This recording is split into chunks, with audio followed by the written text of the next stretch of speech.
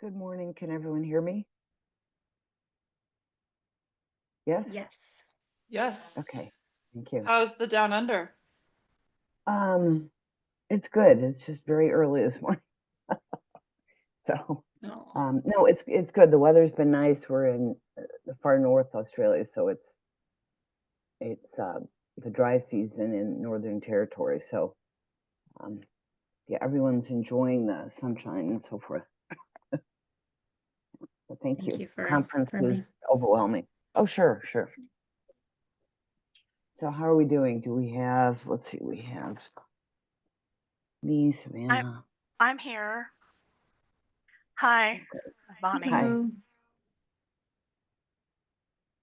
Yeah, so we have our PRS members, our applicant, although we are waiting, I think, on Michael, the presenter. Okay.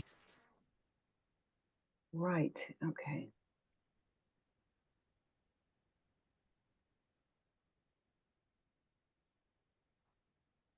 I'm just trying to see here what's happening with. Oh, there's Andrew. Oh, we don't have Joel though, right? Correct. I don't see him. Look at participants.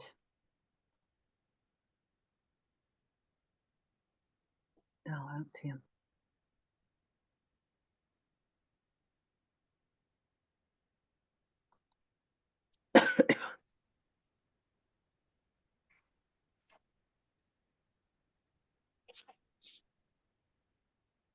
And we'll oh, never mind. I'll just wait. So we're waiting. Interesting.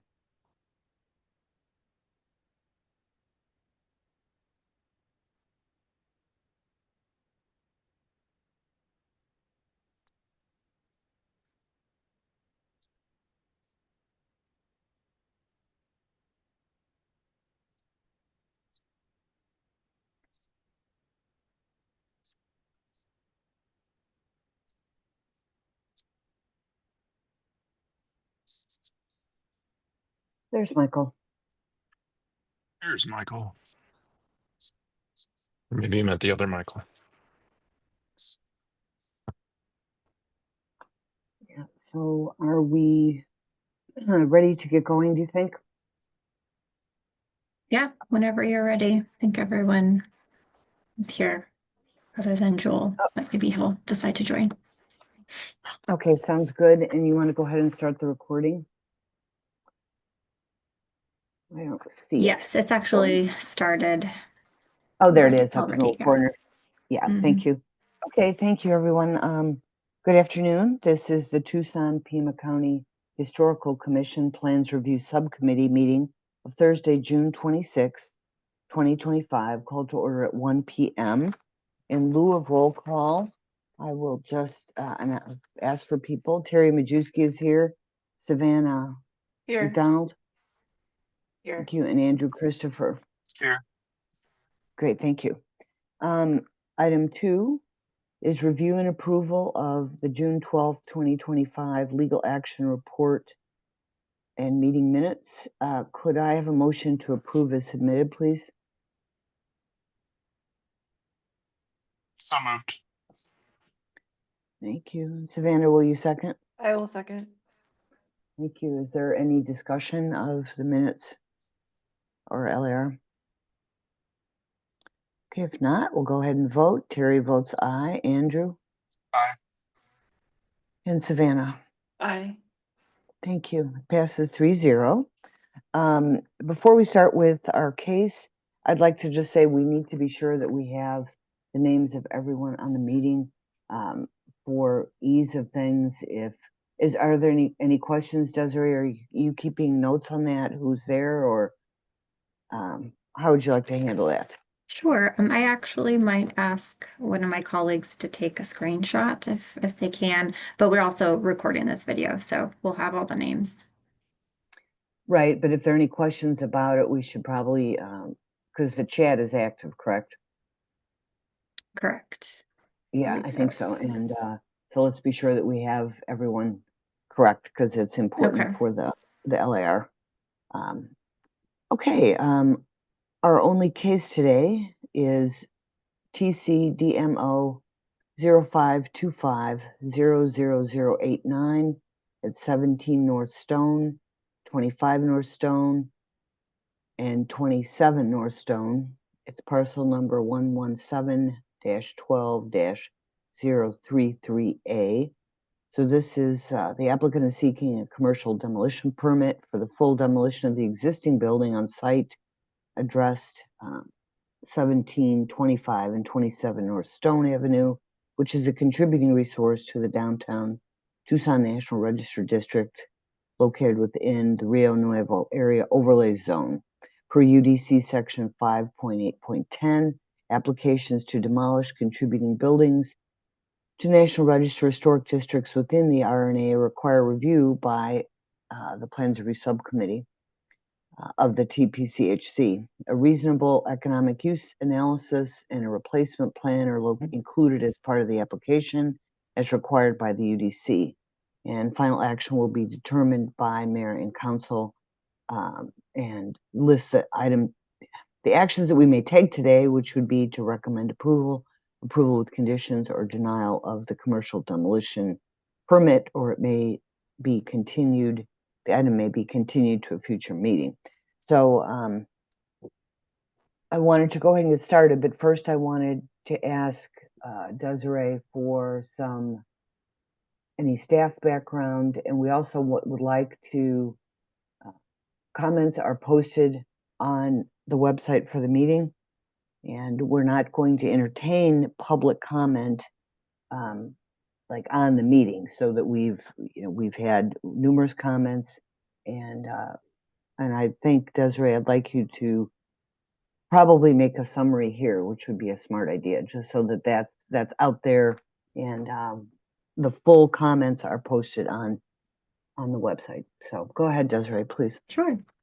Thank you, Chair Majewski and members of the Plans Review Subcommittee. I do have some background. Some of it might be a little bit repetitive as what Terry just shared, but I do want to provide background. So the item before you is an application for the full demolition of an existing commercial building at 17, 25, and 27 North Stone Avenue. The building is a contributing resource to the downtown Tucson National Register Historic District listed in 2021 and is located within the Rio Nuevo Area Overlay Zone. The applicant is architect Swaim Associates on behalf of the Fox Tucson Theater.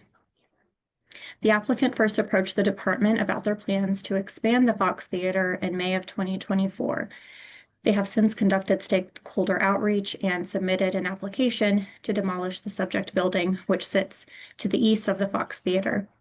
The Fox Theater is an individually listed building on the National Register of Historic Places and is a contributor to the Downtown Historic District. Per the Unified Development Code, or UDC, Section 5.8.10, approval of the demolition of contributing historic properties listed in the National Register and in the Rio Nuevo area is determined by mayor and council. Prior to mayor and council's deliberation, the Planning and Development Services Director and the Tucson-Pima County Historical Commission Plans Review Subcommittee are required to review the application and forward their recommendation to mayor and council for consideration. Per the UDC, mayor and council make their decision about the demolition application based on the following criteria: that the owner will not have a reasonable economic use of the property if a demolition permit is not approved. The demolition application requirements include an analysis of reasonable economic use as well as a replacement plan for the site. Both items were included in the application and provided to you before this meeting. Public comment was received for this item, including 6 letters opposing demolition and 6 letters supporting demolition of the subject building for the proposed expansion program. One of those letters in support of the demolition was from the Board of Directors of the Fox Theater. These letters were provided to the members of PRS, and they're also on the PDSD website on the PRS webpage. So today, Chair Majewski and members of PRS, you are being asked to consider the application for the full demolition of the subject property on North Stone Avenue and either recommend approval with conditions, or denial. You may also continue the item to a future meeting. The UDC requires that PRS submit its comments to the PDSD director within 31 days of the application being accepted. However, the applicant has waived that time frame and is open to continuing this item if additional discussion is needed. So with that, I'll pass it over to the applicant's representative and architect, Michael Becker. Thank you, Desiree, and hello, Michael. Yeah, good afternoon. Happy to be here. Thanks for taking the time. I do appreciate Terry setting up this meeting to really focus on this. It's obviously, we've taken this very seriously and spent a long time to even come to this decision to ask this question. So I'm actually going to have Bonnie start, and then I will pick it up and sort of handle a lot of the technical details, and then we'll wrap up. We do have quite a few slides. We're going to go through this very quickly, though. So we do want to get to comments and questions. We also have Jen Levstick here, who did our historic report on the property, and then David Volk is also on the line, who helped with our financial analysis. So if questions come up about that, we certainly have the expertise to answer those as well. So with that, I'm going to Thank you. share my screen and I will hand it over to Bonnie. Oh, I need to have the screen sharing enabled, please. Would you do that, Desiree? So, hi, everybody. While Michael's doing that, because I'm conscious of our time. Hi, my name's Bonnie Schock, and I'm the executive director of the Fox Tucson Theater, and really grateful to have your time and focused attention today. I'm going to back up. I'm going to start us off backed up to the context for this request, because I think it's incredibly important to really understand why we come here today.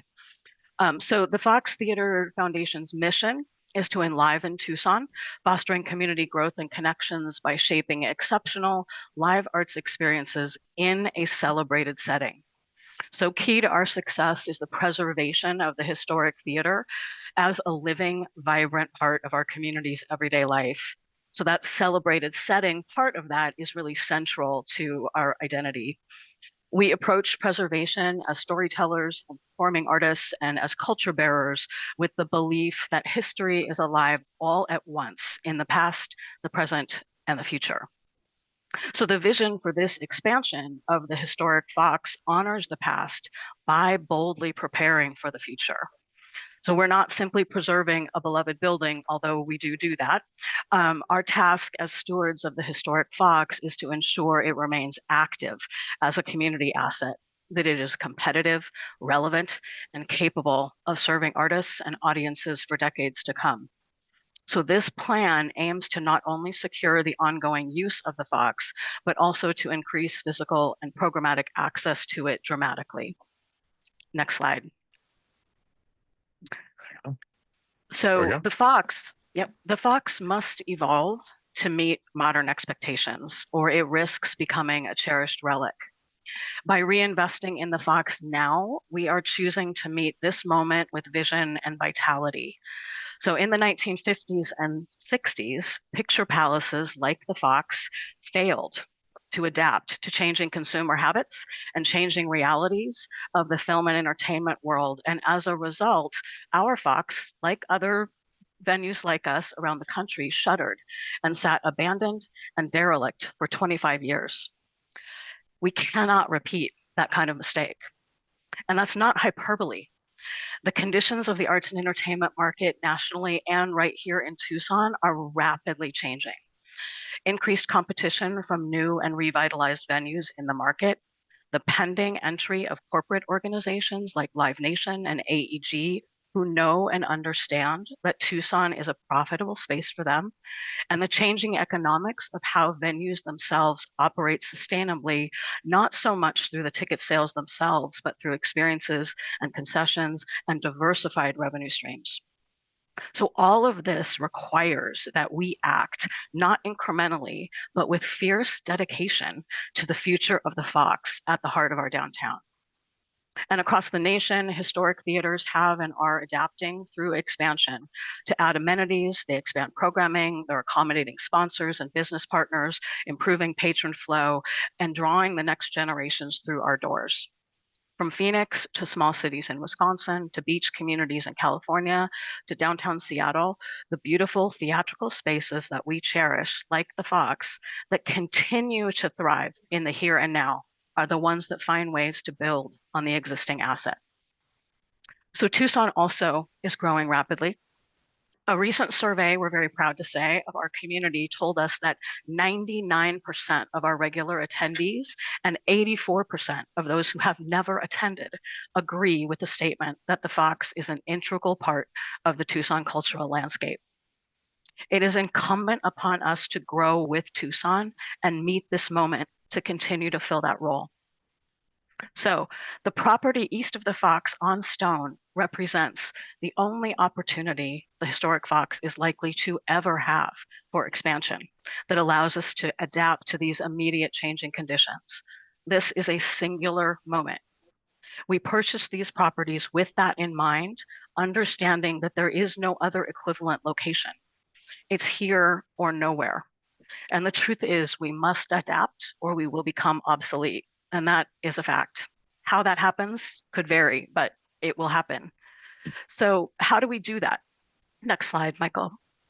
In a way that also honors the history and pride of place for all of our downtown. So the team working on this project since 2021 represents leading talent in their fields.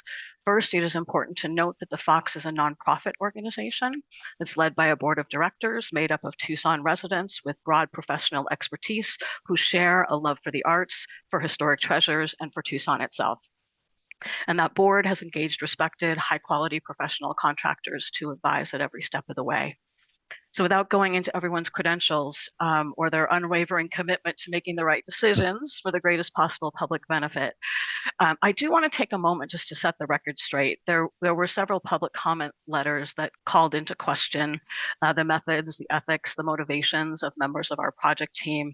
And while we may disagree on the best path forward, it's unnecessary and I think inaccurate to imply any type of hidden agenda or intentional mischaracterization of information or conflict of interest. Next slide. So this board and this team have been so committed to transparency that we've consulted with hundreds and hundreds of stakeholders before the purchase of the property and throughout the design development process. We've engaged quite intentionally with diverse groups who vested with a vested interest in the Fox, in downtown, and in Tucson. And specifically, we've connected with performing artists, nonprofit partners, current and potential Fox user groups, the culinary community, city, county, state, and federal officials, business leaders, our neighbors in downtown, architects, planners, preservationists, developers, and more. And this is just a partial list that I'm showing you here. Next slide.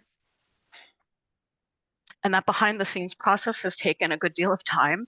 Indeed, our board began exploring this opportunity in 2021. Nearly 18 months of due diligence, research, and preparation occurred prior to finalization of the purchase agreement, which happened in December of 2022.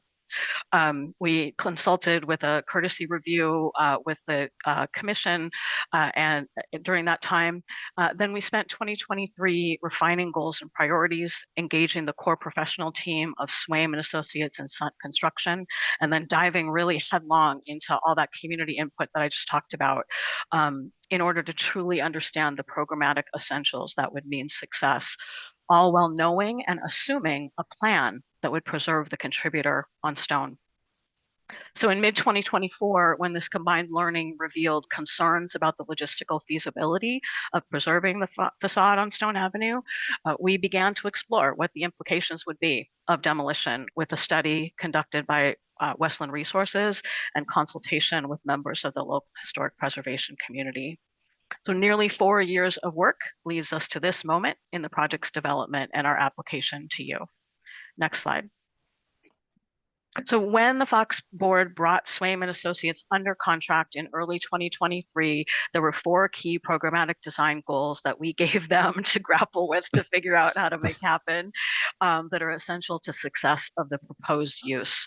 And those goals are dramatically increased accessibility to the historic Fox and full accessibility in the expanded space, improved overall patron experience, a commitment to the long-term preservation of the historic Fox, as I was just talking about, as an active, locally operated performance space with no adverse effect on this beloved treasure. That is part of what we asked them to do as well. All while adding the modern amenities, a new performance and gathering spaces, and modern technologies that will elevate the historic theater at the center of what we believe will become a world-class performing arts campus. So I'm going to stop talking there and I'll turn it over to Michael to walk through the development process itself. Good. Great. Thank you, Bonnie. All right, so you get to listen to me for a while now because we have a lot of information to cover. But I think Bonnie summarized kind of how we got to this point in time. I want to talk about just our the buildings themselves, and then our investigation in different design solutions, including adaptive reuse and facade retention, to explain why we've come to this place, this crossroads, really, where we're asking the question, can we, do we have permission to demolish this building based on the cultural good that the expansion will provide? And that's really where we're coming from. The determination of this question alone, we're again at a fork in the road. There's two ways we can go with the design of this project. There'll be very different projects depending on which way we go. As Bonnie mentioned, our charter and our direction from the Fox was about, things like pedestrian accessibility. We really need to examine the existing construction of those buildings to understand how they were built and what we were really dealing with. We do know it has a contributing status. I'm going to talk about that a little bit. Really examining, again, the structural integrity. They've gone through a lot of change over time, and I'm going to show some specific examples of what that means. And then late in our design process, we did get a curveball thrown at us with the changes in Stone Avenue. And I'm going to describe that as well, because that was really one of the turning points in our approach to the preservation of those buildings. So I'm going to start with just a quick dive into the history of 27 North Stone. I'm calling 27 North Stone all of those buildings. When I say 27, I mean the entire property that we're proposing to demolish. I will say, Jen, if you hear me say something inaccurate, please stop me. But I think I'm close.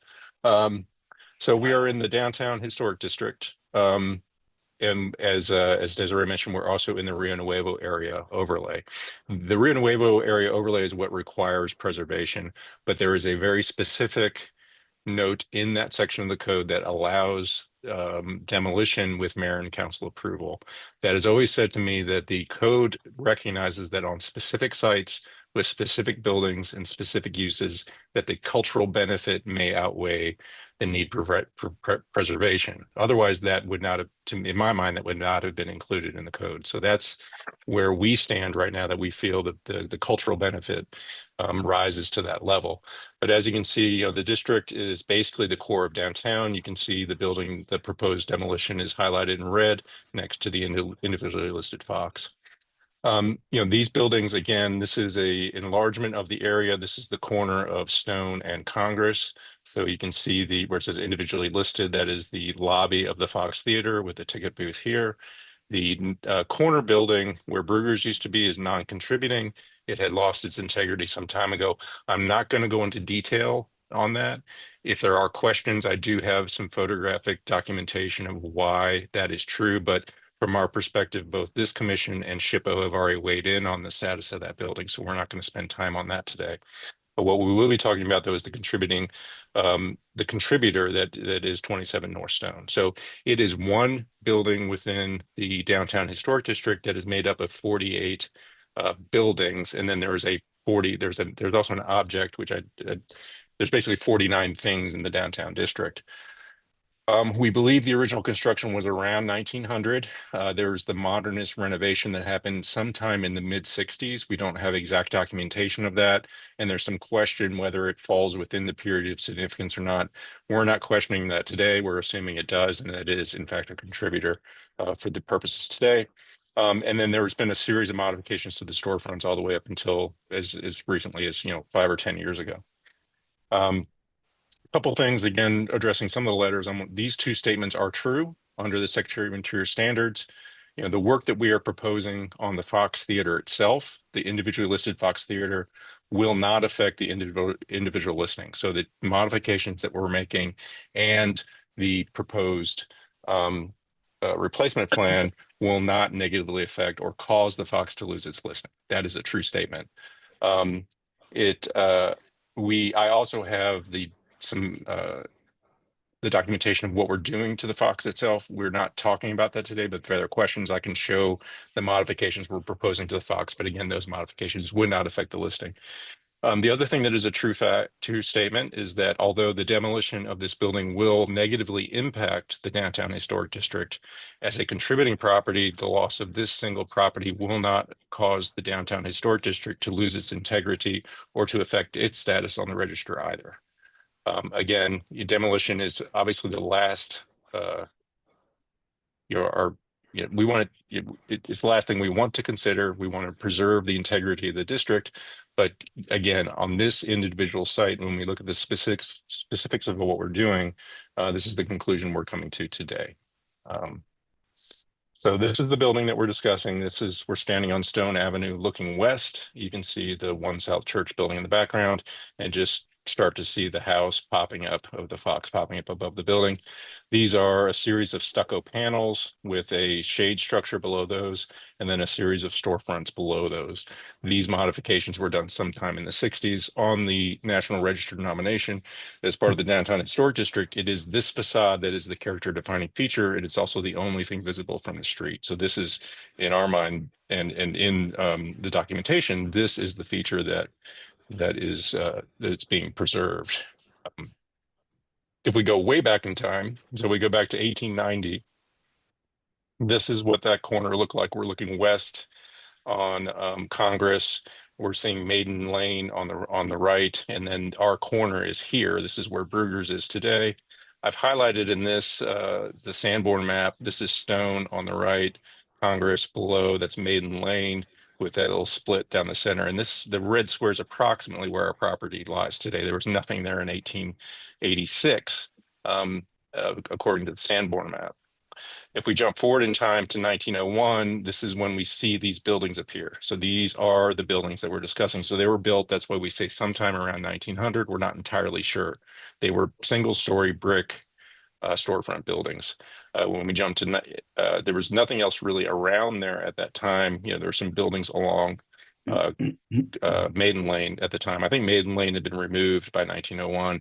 By 1909, Steinfeld's was constructed. So what you're seeing is there's an entrance to Steinfeld's that came all the way through to Congress. But these buildings essentially appear again, more or less in their present form. There's an alley to the north, then the four buildings with the corner building at Stone and Congress. This is a photograph from about 1905. We don't have any photographs of these buildings, specifically 27 North Stone. This is the closest we can get to, which is the corner building. This is before the Fox was built. The Fox would have been essentially, oops, sorry about that. The Fox is constructed basically in this area here in the future, but it won't show up until 1930. Now we have 1909. This is the same image. I just want to show that side by side with the 1947 image, which now shows the Fox lobby is here. The Fox Theater shows up, and there again are our four buildings with the kind of passage at the north and then the alley behind. So essentially what we're finding is that, these buildings essentially were in their present form for quite some time. This is a photograph from 1958, we believe, where we use this Steinfeld sign, which changes its anniversary date all the time through these photographs to try to track when these photographs are, and we can start to see a little bit of what those buildings look like next to the old Steinfeld's building. These are the two best photographs that we have of these two buildings. I'm going to jump to the next slide because I just highlighted sort of where those are. This is definitely, the one on the left is definitely 1948. The one on the right is sometime in the 40s from basically the configuration of the cars. These are the four buildings that we're talking about. We know, it does appear that there have been changes to the facades over time in terms of whether they were stuccoed or potentially always stuccoed. It's difficult to tell from the photograph, but they certainly changed color. They were very simple facades, so there's not ornamentation on them, as we can see. Most of the sort of character defining features we see are things like the awnings and the signage and things like that that are obviously gone today. But this, these are the earliest photographs that we can find that show these buildings intact, and really the best photographs, believe it or not, that we could find through the history. Then we jump to 1971. You can see just in the corner, the new facade that was put in the mid 60s with the renovated Steinfelds next to it. So that, to understand the history of this building and how it's sort of evolved over time, that, it continued to, have a presence on the street. This is the late 1970s.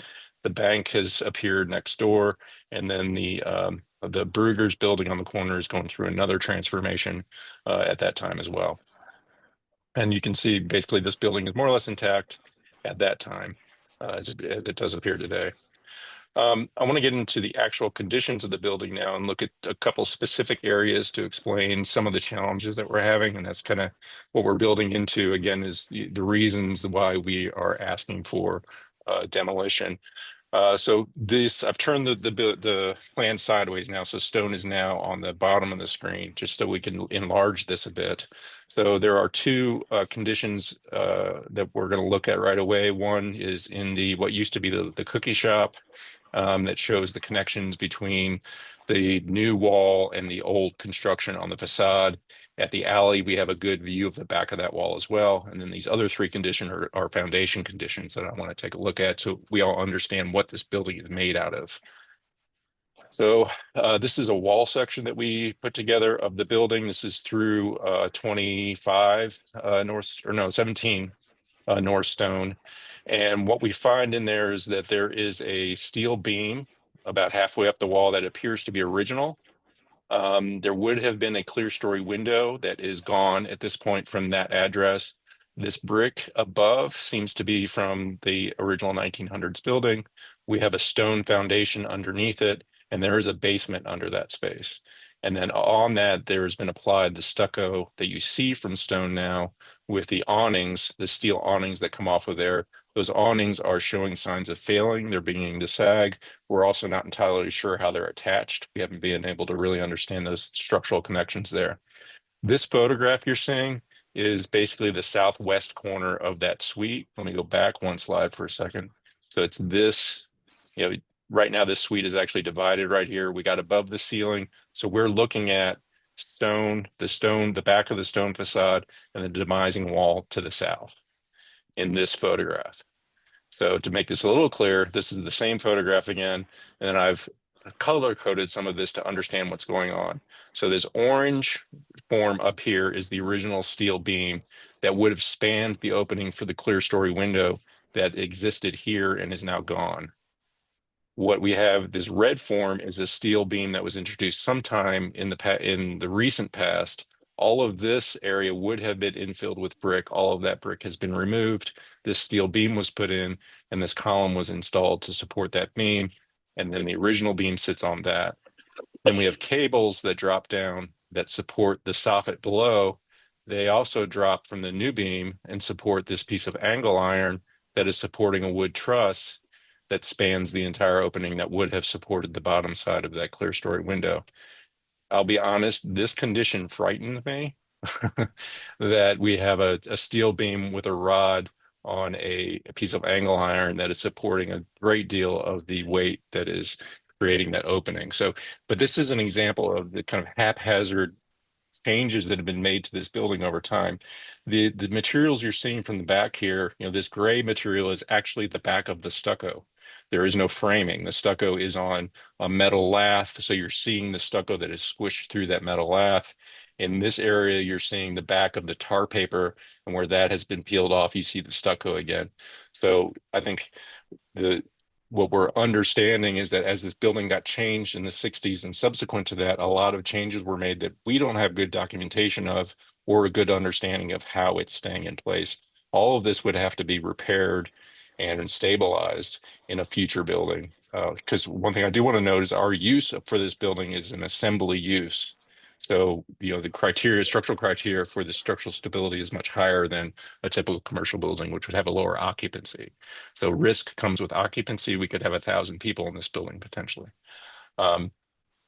This is the same diagram from the last page to show that that clear story window used to be there. If we go one suite north into 27 North Stone, this is the old Ray's Market. That clear story window is still there. So, we would, as we would demolish the building, we would see what components of that would be salvageable. But from this, you can see the steel rods that came down to support the lower end, the bottom of that clear story window. The glazing is not the the fisheye leaded glass glazing that you see, for instance, where Charles Steak is. This is just plate glass, which puts it later than that, than what you would see at Charles Steak, simply because these large pieces of plate glass would have come into town probably later than you would have seen those smaller pieces of glass. This is an image at the alley. So again, we're looking at the backside of the stucco wall. So Stone Avenue is on the other side of this. What we're seeing here is 5 2 by 12 pieces of timber with some steel behind them that are supporting the original brick. This brick goes up probably 4 to 6 feet above this elevation. The red outline is a steel structure that is creating the modulation in the stucco facade, because there are a series of panels with recesses between them.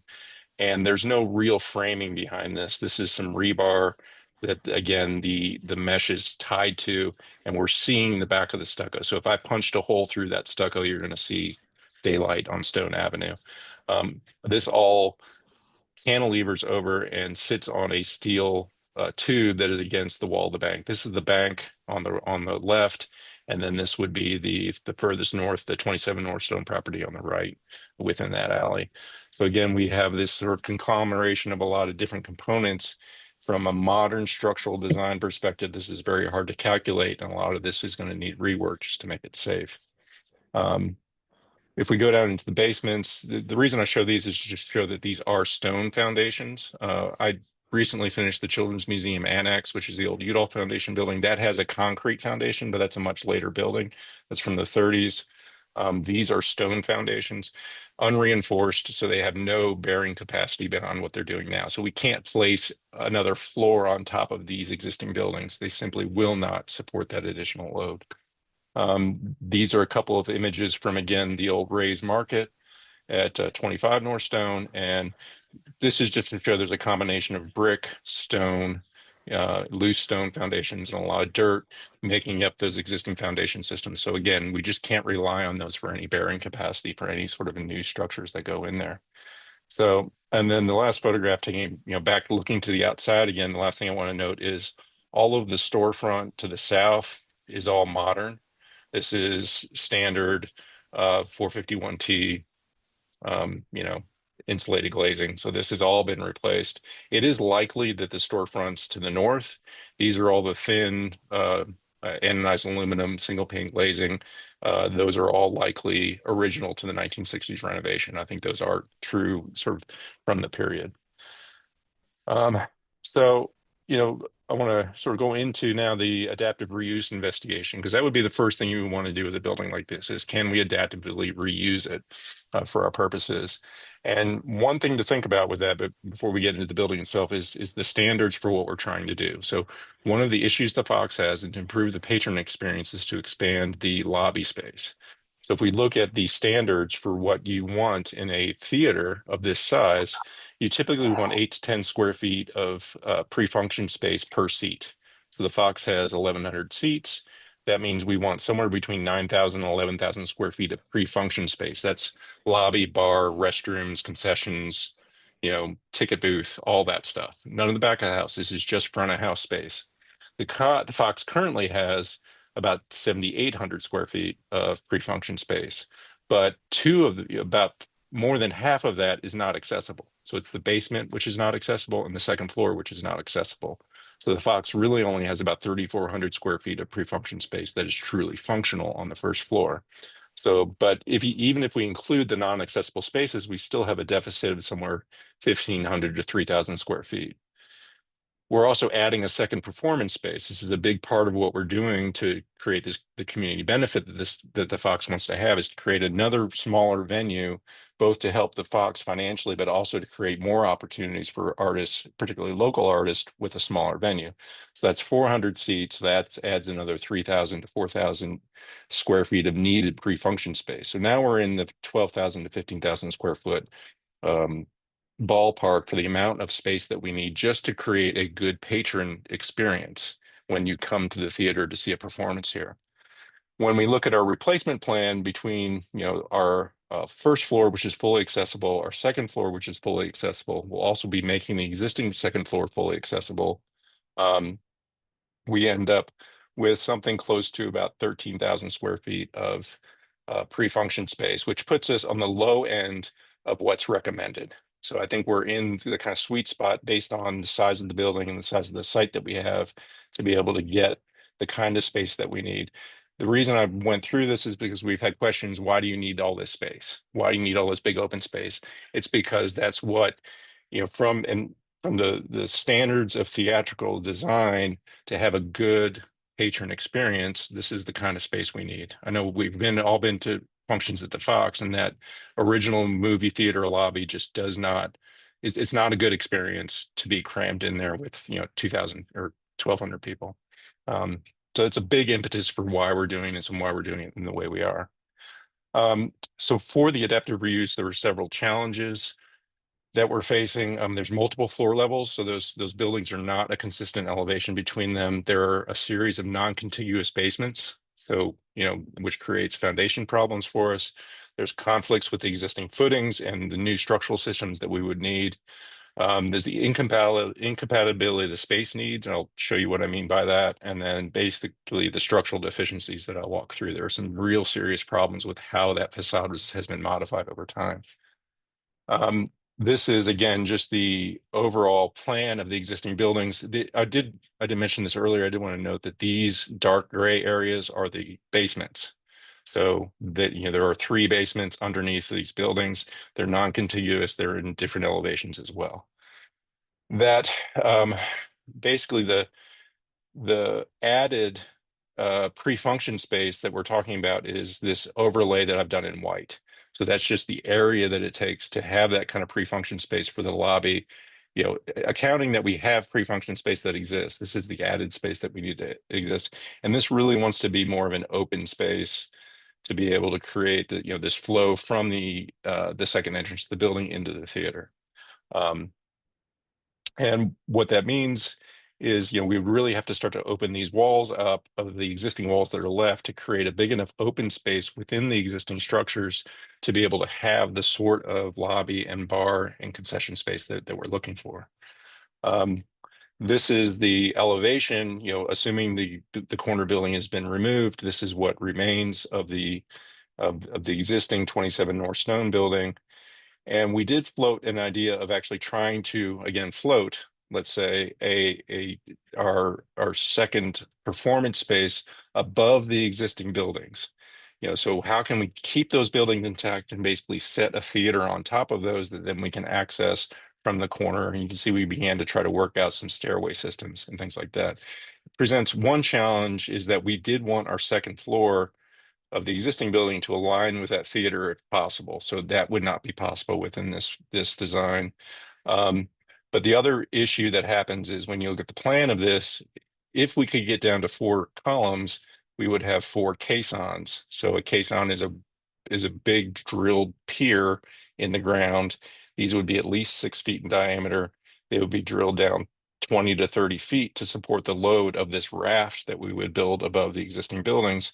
And simply to get the equipment back here to be able to do that, we would need to open up these walls, the existing walls, fill the basements. There's a lot of work that would take just to install any of this. And at that point, we realized, maybe we're really talking about a facade retention design and not a full adaptive reuse. So that's kind of where we started to go. The other thing that, when we begin to consider, whether it's facade retention or a full demolition, is, that raft design. You can see the height of the building gets quite tall, because for a theater, you want at least 18 feet clear to the structure to be able to accommodate rigging and lighting and sound systems. This is our proposed replacement plan right now. This is significantly lower than that by about 8 to 10 feet. So we're able to reduce the mass of the building by being able to set this second floor performance space at the floor elevation of the existing Fox Theater. So just want to mention that is another one of the reasons we felt like moving away from a full adaptive reuse was the right decision.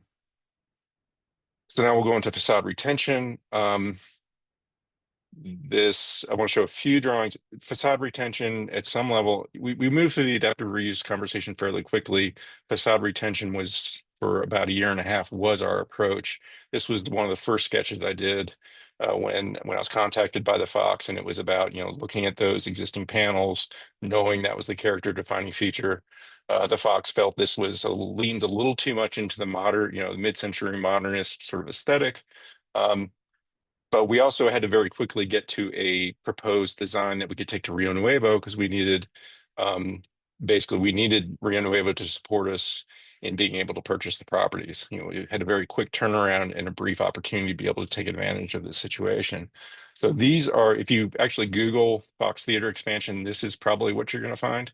This is put together very quickly for our first meeting with Rio Nuevo. We also did come to PRS, I think, with this scheme as well, and presented this as the basically as the facade retention scheme. We had taken there's a crackle sort of pattern in the Fox blade that we used and extracted to create a screen.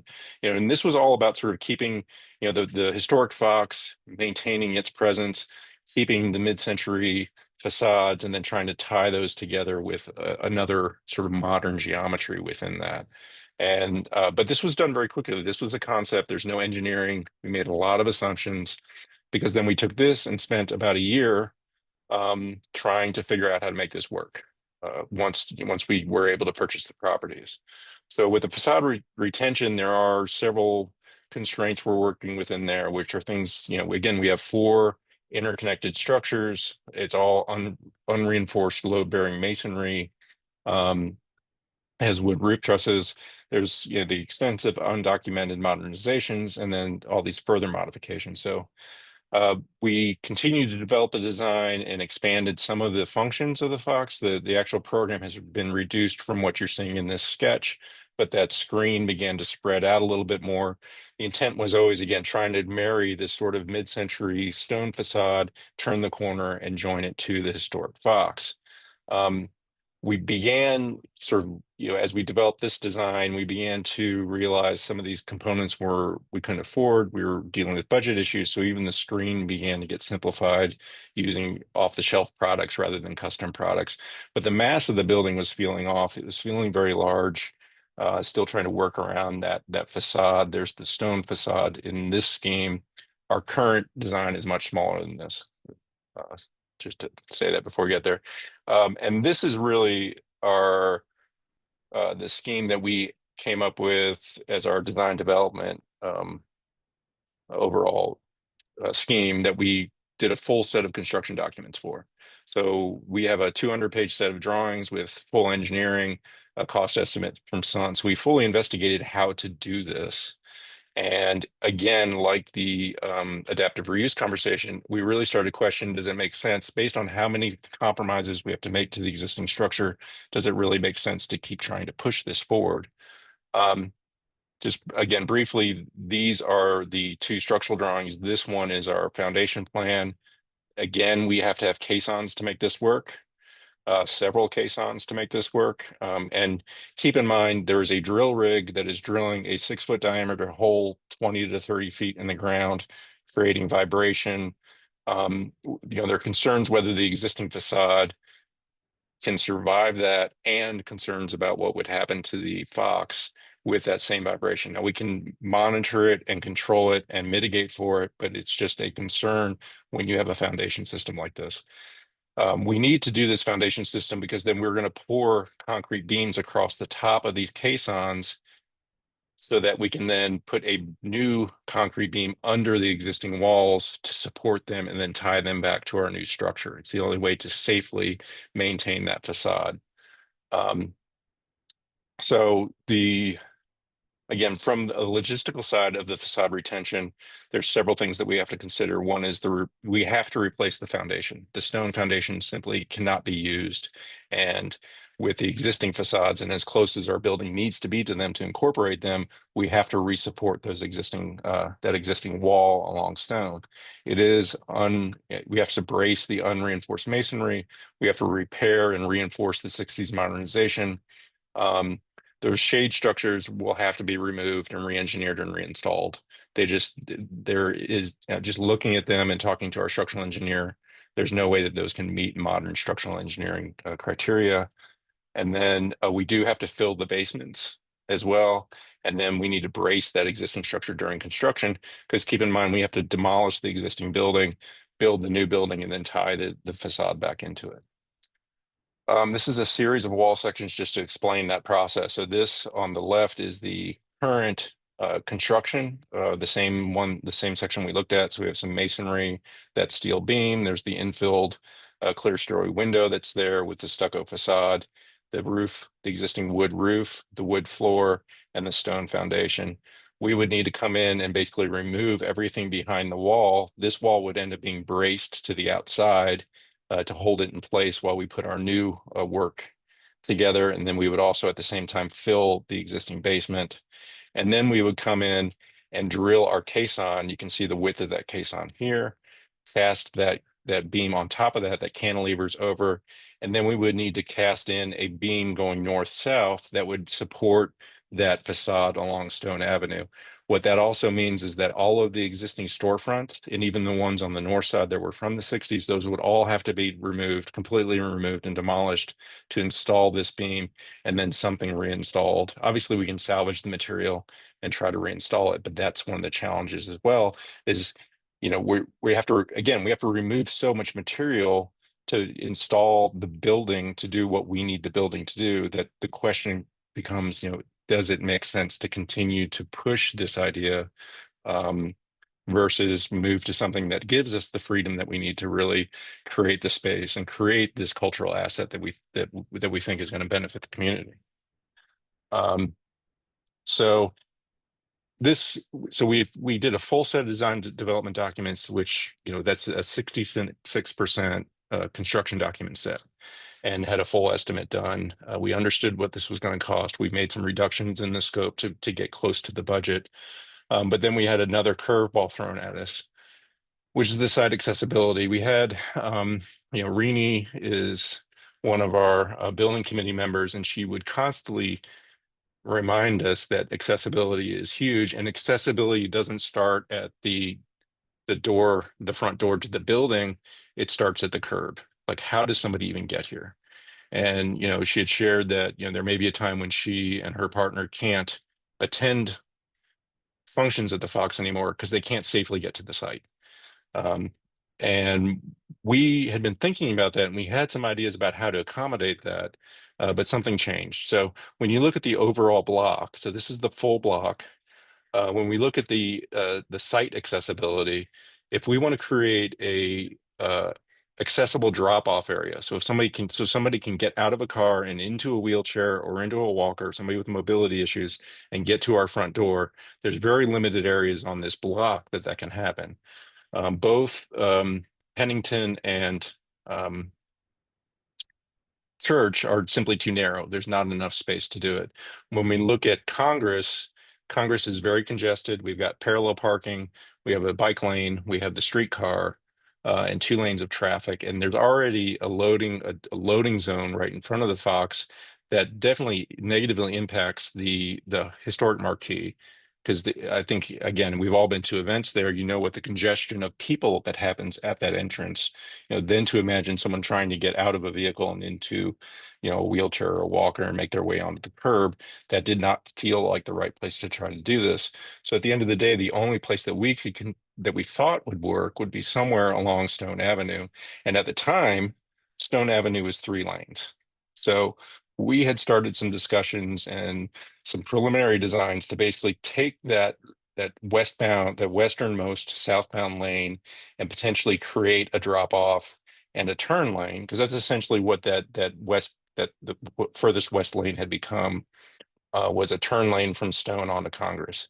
So we were working on a scheme and beginning to talk to TDOT about that option.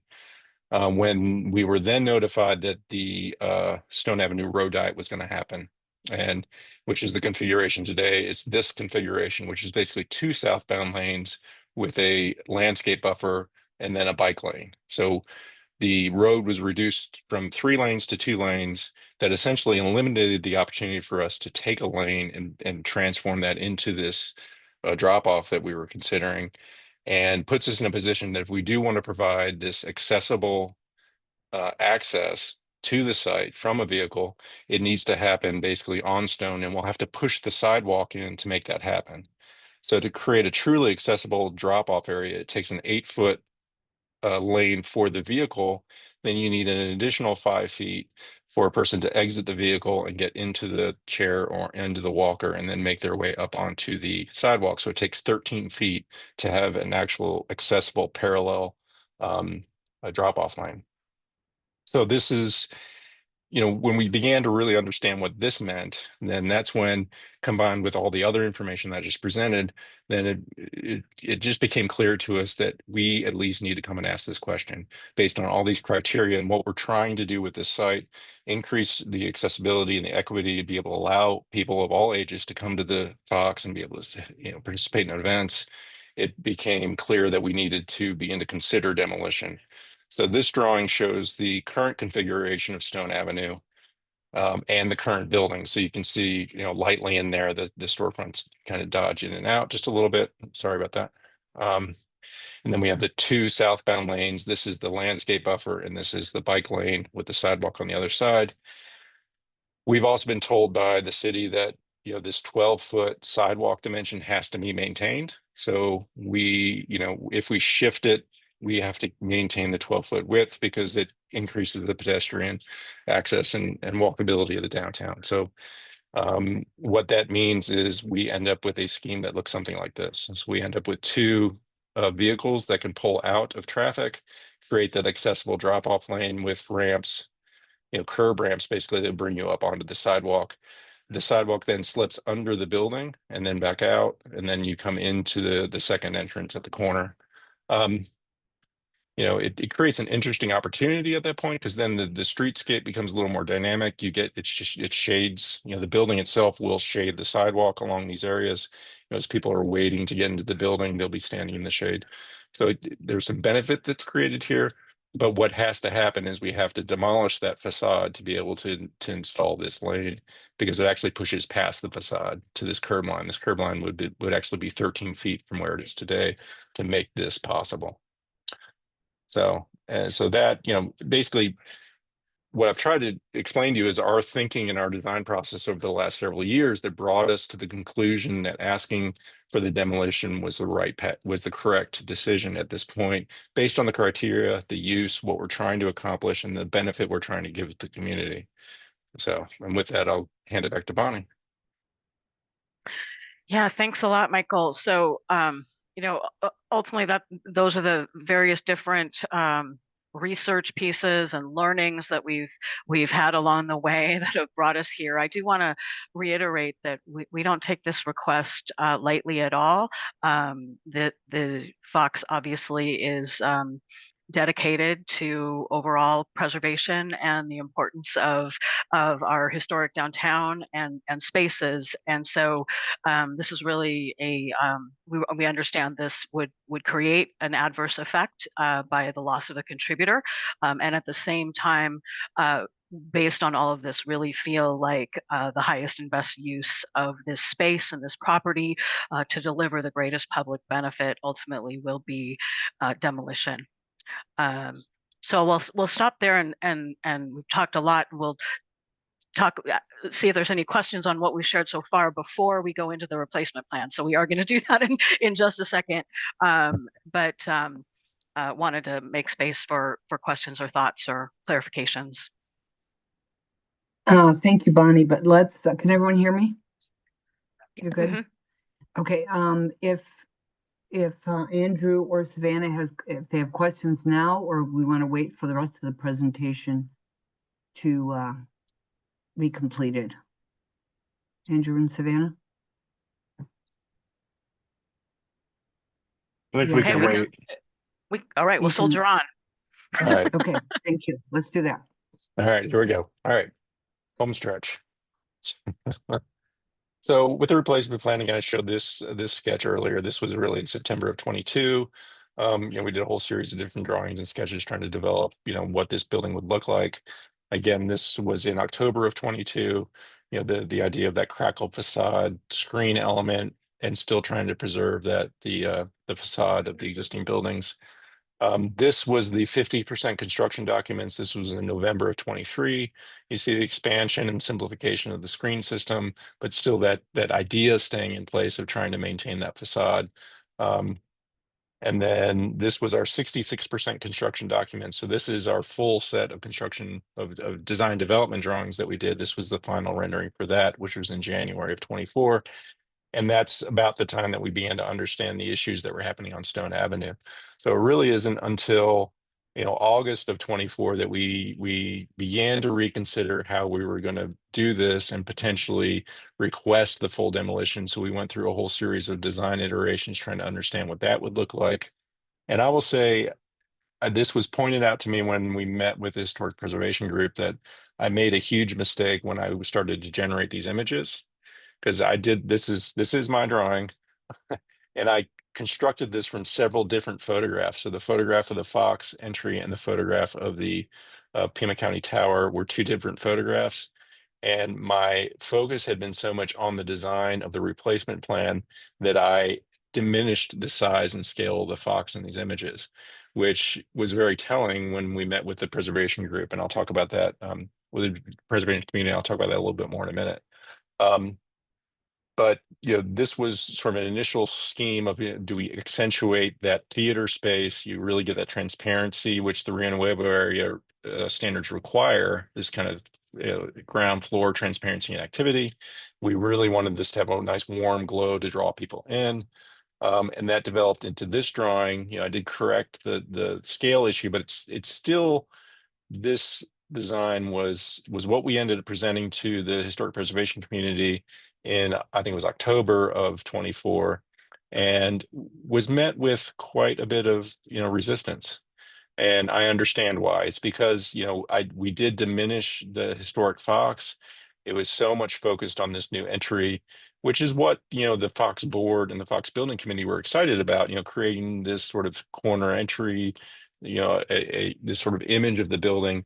But it became very clear from the community that's not what anyone was interested in. So we really had to take a step back, and I really had to take a minute and say, they're right. We've gotten off track a little bit in terms of how we're trying to treat the Fox as this cultural asset.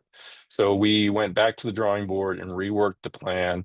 And for myself, I came back to went back down to the site, took this photograph, and then began to do a series of overlays. This is an interesting photograph because you can see the Brugger's building clearly. What you can also see, though, is all of that mechanical equipment up on the Fox roof. So, as we think about what happens with this replacement plan, there are some other benefits that happen as we begin to create this new building next to it in terms of being screened some of those elements. But this was one of the initial sketches that I did directly over this photograph, using matching the perspective of it to begin to think about how do we take the Fox, create recenter it with another element next to it. So this element is the exact same size as the building to the west, which is where the ticket booth is now. Create this sort of symmetrical reframing of the Fox itself, and then soften the corner and turn the corner so that the focus still is returned to, and it makes the Fox really the most prominent thing on Congress, right? And diminish this second entrance that we're starting to create. This design then evolved. This still felt too tall, some other issues, the way these things were swinging around. So this was then a second pass at this to begin to, again, make the corner recede as a prominent element and focus again on the historic, the historic marquee. And then this is the plan as we're presenting it today. This plan, sorry, I'm going to go back one. This is what we presented at our second historic preservation community meeting a couple months ago. And again, had a lot of comments about the corner still being too much, but we meaning the design team, sensed a shift in the conversation at that time from the concerns being less about the demolition necessarily and more that we were deferential to the historic Fox. So we've taken that very seriously to begin to push the design even further so that our building becomes more of a background building. And the Fox, again, the historic Fox becomes the most prominent thing on Congress itself. So this design, it's similar configuration, but again, we've simplified the corner. It has a diagonal cut on the corner, which is traditional form for commercial buildings in downtown. If you see a diagonal corner, that would have been a commercial building. So we're sort of using that historic marker to help us reduce the mass of the building at the corner. We're still working with this idea of creating a symmetrical framing for the Fox, the historic Fox. The fenestration rhythm on this is derived from the cornice work that is on the Fox and on the building to the west of the Fox. So it's the same rhythm that has, again, trying to tie them together, but still have a clearly modern interpretation of that design motif. And then as we turn the corner coming up Stone Avenue, really again expressing that there is a theater space up there, but then trying to make that a much quieter facade on as it relates to Stone Avenue, because that part of Stone is very quiet. There's not a lot of commercial activity there. It's mostly, actually there's very little across the street except for the legal services building. So really thinking about that is trying to make it a warmer, comfortable space, but not calling out that much attention to it. And then this fenestration, I'll explain that in just a second. This is the current first floor plan. Again, we have the second entrance. Another myth I want to dispel, that we are not changing or closing or doing anything to the historic entrance to the Fox. That the marquee entrance will remain open and will remain the entry to the Fox. We are creating a second entrance to the Fox at the corner, and then trying to sort of honor the downtown, the typical downtown urban fabric, to have those diagonal cuts on the corners to create the entrances to those commercial businesses. And then we're showing that, again, that build out of the accessible drop-off area, pushing the sidewalk under the building. What this looks like in elevation. So this is our Congress Street elevation. You can see the Fox in the center, the building to the west that has the bar on the second floor and the ticket booth on the first floor. And then we're basically mirroring that again to the east. And then to the east of that, we switch to a brick material that then is recessed. This initial portion is recessed but parallel to Congress. And then this portion is cut back at that 45-degree diagonal. The building you're seeing up here is actually about 30 feet back. So obviously in elevation, it all flattens out, but that higher elevation is much further back. And the Fox, again, is still the most prominent and the tallest element that exists on Congress itself. This is a rendering looking back that way, just to show, the reason we went to a darker material on that corner piece was to, again, make it recess and make this composition the prominent piece on Congress, really featuring the marquee and and the blade sign. And I think sort of cutting that corner effectively reduces the mass of our building in a way that does help to really refocus the attention and prominence of the Fox itself. This is the stone elevation.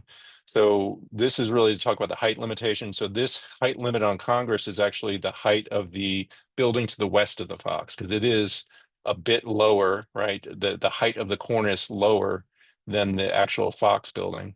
So we impose that height limit on ourselves for this building. And then it's not until you get about, again, 30 feet back that we step up to have the height that we need for that performance space. The project was never going to exceed the height of the existing blade sign. That was always a criteria that we put on ourselves. So I just want to note that and mark it on this drawing. The fenestration that you see, this is a large blank facade on stone. We want to create some level of detail in it that talks about it being part of the Fox, but also a contemporary interpretation of that. So we took inspiration really from the interior of the house. When you look at the section through the house, you have these very tall elements that span and join the floor of the house to the ceiling and make that sort of an environment that really beautiful environment inside the house of the Fox. So really taking some inspiration from that to create these vertical elements along stone, but in a very subtle way, right? We're not trying to make something a very loud statement here, but just a subtle nod to that sort of Art Deco tradition that exists within the building. You can also see, you know, we're showing some panels here that would be opaque panels where the performance space is, but it helps to create the rhythm, and then those turn into windows when we get to some of the back of the house spaces. And then along the streetscape, this is where the bar would be, and that's underneath that overhang in that area we would walk under the building. So again, just, you know, creating that street level activity that's that we all want in downtown. And we want this active, you know, lively streetscape. This is a rendering looking south on stone. Again, you know, trying to treat this facade and this whole streetscape in a little more of a quiet way, but make it feel very comfortable and very warm and very inviting as you're walking towards the intersection of Stone and Congress. And then this is just a night view to show the illumination in that new the lobby space coming off of the corner entry, but then still having the Fox and the blade of the Fox being that sort of very stunning and bold element that exists on Congress. And everything that happens on Stone going north gets much quieter and much darker as it recedes away to again push the attention towards Congress and to the actual blade. And what's, you know, the most important is it's that composition that exists on Stone that everybody identifies as the Fox Theater. So that is the state of the replacement plan right now. It's not fully fleshed out, and that's intentional. You know, this is the direction we're moving in. And I think you all, the commissioners, certainly understand this, that whatever action you take today is only on the demolition. And we will come back and present the replacement plan again. We will come back and fully present the modifications to the Fox Theater again for review and recommendation. So, you know, whatever action you take today, you're not approving this or denying this. You are simply making a decision on the request for the demolition. And our intent is to continue to engage with the preservation community and to continue to engage with you and anyone else who wants to talk about it as we develop this design. So we want this to be, again, it's a community effort, and this request to mayor and council for the demolition is a community decision as well. You know, it does what we're proposing have enough cultural benefit to justify the demolition of this single contributor to the downtown historic district. Just quickly on process, you know, where we are in this is again, we're presenting to you, staff is looking at this. The director will make a decision. We've asked if mayor and council wants a study session or not. We've not heard back yet whether that will be required or whether they want that. We will certainly have a mayor and council hearing. That likely won't be until September-ish. We don't really know exactly, but it'll probably be this fall. And then something to clarify, because I know there were some questions in some of the comments. You know, even if this demolition is approved by mayor and council, it just simply approves the permit. It does not issue the permit. So the permit will not be issued until we have an approved replacement plan, which means we come back to this commission and go through the whole process, Renovable design review process, to get an approved replacement plan. So we cannot, no matter what happens today or with mayor and council this fall, these buildings will not be demolished for several years, because it's likely won't be until 27 before we come back with a full replacement plan. Our goal is to reopen on April 11th of 2030, which is the 100th anniversary of the Fox Theater. So that's our goal right now, and we're sort of working backwards from that to determine when these things need to happen. So with that, I'll let Bonnie sort of wrap up. Yeah, I mean, I think you wrapped it up well. I'm just grateful for everybody's attention and thoughtfulness, and just welcome your questions and comments as we continue to refine this in the best possible ways. Excuse me. Thank you, Bonnie. Let's, commissioners, let's go ahead with questions and comments. Who would like to start?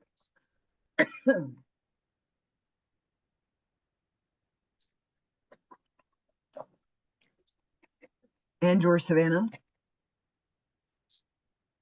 Sorry, I think I'm still digesting a bit.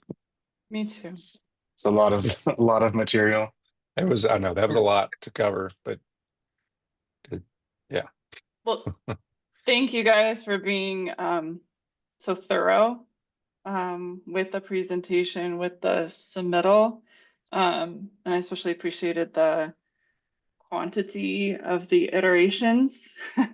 The level that you got to with those with all the design studies.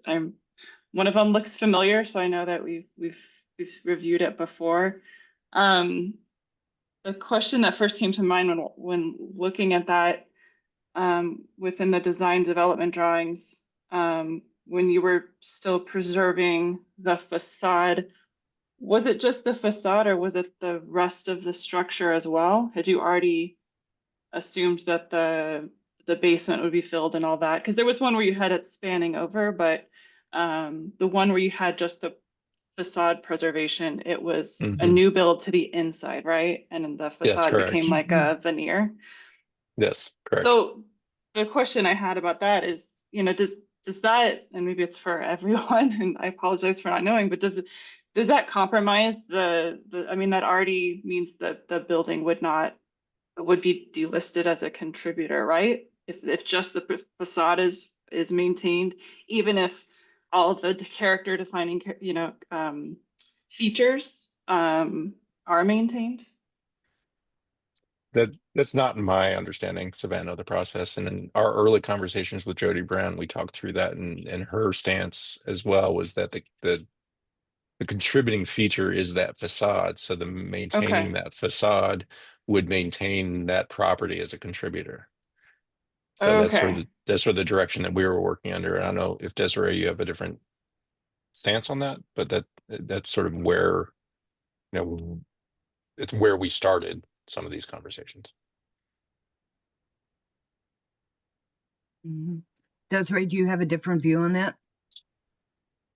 No, I mean, I think we would have to see, it would be something we'd have to really look at, but I don't think it would automatically disqualify it if it was, say, we kept the facade. I think that's definitely an option worth looking at. Is there a way to keep that facade? And the presentation touched on that. Right, but you think it would maintain its status if they kept the facade? It wouldn't become, because the rest of the inside isn't listed on the form. Right. Yeah, I think that, I mean, my sense is that it could potentially retain its status as a contributor. And then I know you mentioned this too, Michael, and I believe you said you talked to Shippo about the corner building as well. Is there anything beside that Brugger's facade that was of value, of historic, some good bones back there at all? No, I mean, I can go through the photographic evidence, but from what I can tell, any of the character defining features from that original building were removed because the parapet was lowered. I have photographs of the interior of that building. The entire roof structure has been replaced. All of the original storefronts are gone and had been replaced multiple times. So there is likely some brick left in the facade, but it was just brick. There's no detail that would elevate it to anything close to contributing status of what's left under that facade, or what's left under the stucco. Okay, and that is not in our purview because we're just talking about okay. Well, I just wanted to better understand that. I'm sure I'll have more questions, but Andrew should go or Sure. Terry. Yeah, go ahead, Andrew. Yeah, I was wondering, Michael, in your exploration of the facade retention strategy, you said you did get to a place where you got some pricing on that. Can you share with us at least round figures where that fell relative to what the budget is? Yeah, so it was adding roughly $1 million to the budget to be able to maintain that facade. Much of that cost is because we have to go to a much more complex foundation system to be able to do that. With a full demolition, we can go in and basically use more traditional spread footing. because we don't, we just have the freedom to be able to do that and the space to be able to do that. With the facade retention is what really pushes us into using the caissons, which is a more expensive structural system. And then just the logistics of trying to, and it also adds time to the project, which is also money. So the overall numbers that we got from Sun, within what we had come to about a $15 million budget, about $1 million of that, was the facade retention. And that's $1 million ad. That's comparing that to a building that doesn't retain the facade. So obviously, if we don't retain the facade, we still have to build a new facade. We know that, but that was the round figures in terms of what the additional cost for that is. And what is the overall budget of the project? We're at we're at 14 to $15 million is our construction budget. The overall project budget is, I think our capital campaign is 26, higher than that. 20, Yeah, 26 million is the whole Yeah. project budget. Gotcha. Okay.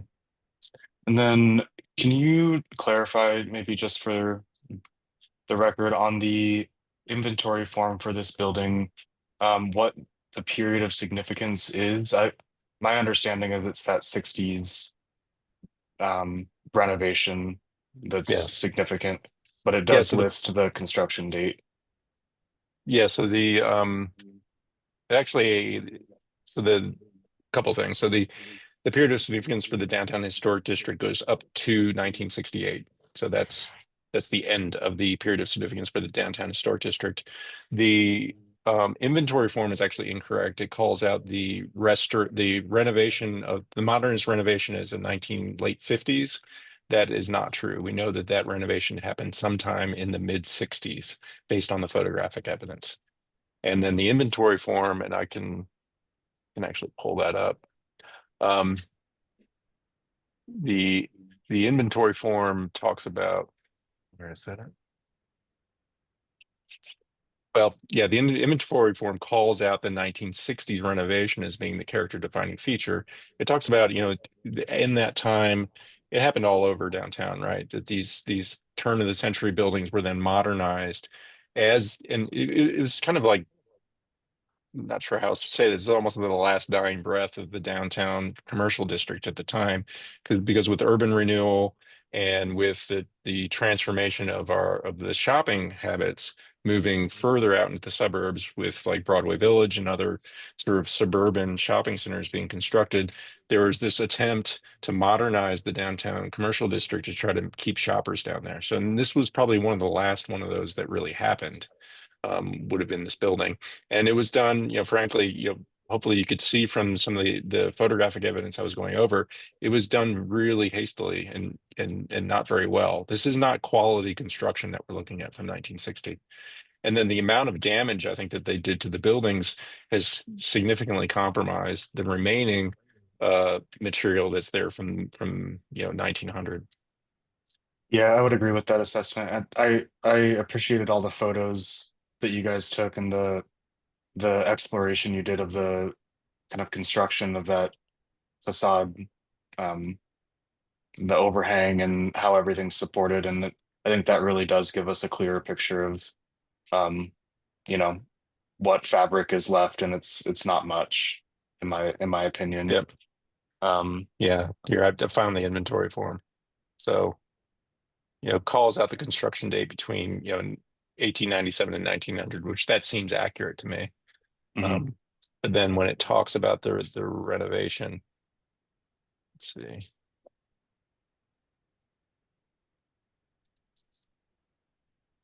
Yeah, that was just a little confused on the dates.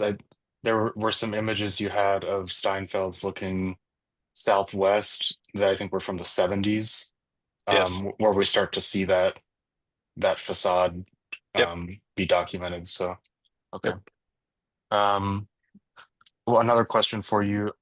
It's pretty typical on this era of retail store to have like terrazzo or something inlaid at the entrances. Is there anything like that you've found that's existing?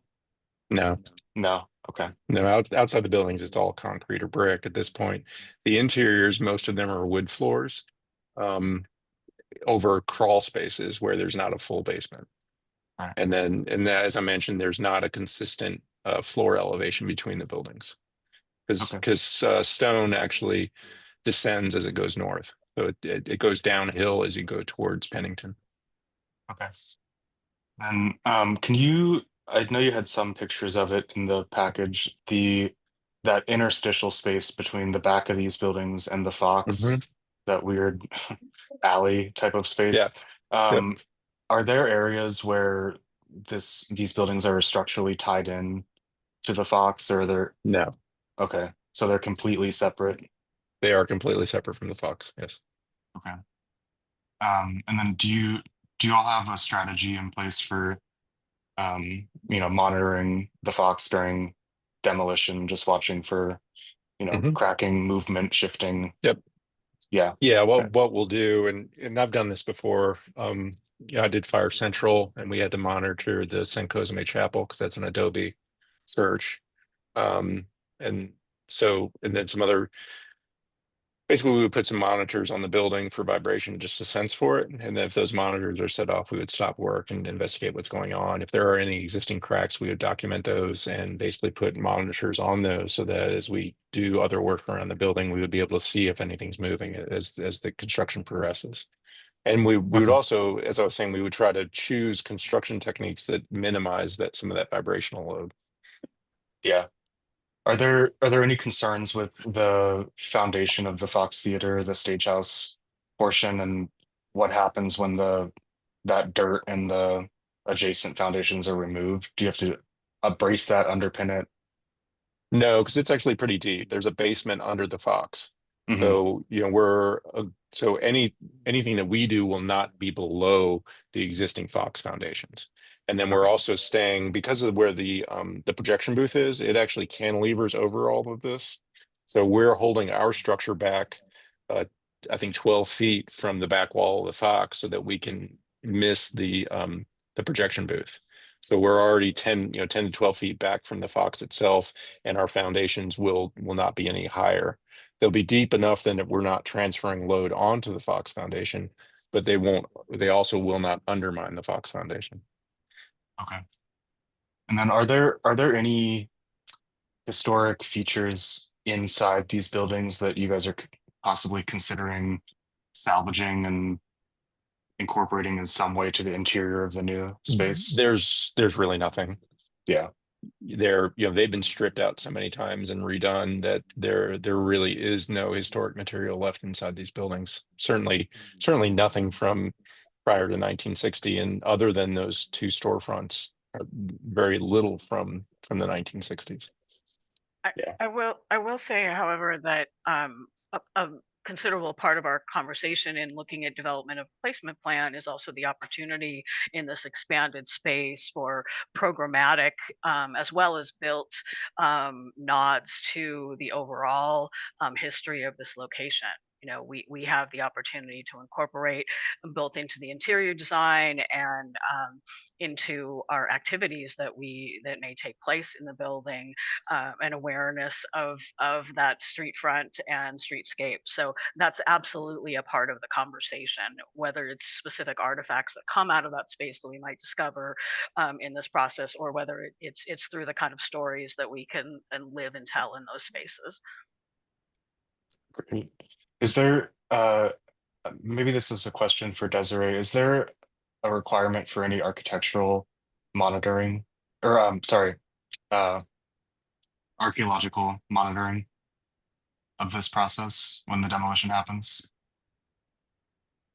Yes, it would have to go through our cultural clearance process. So it's likely in an archaeological sensitivity zone, and that is likely something to be required.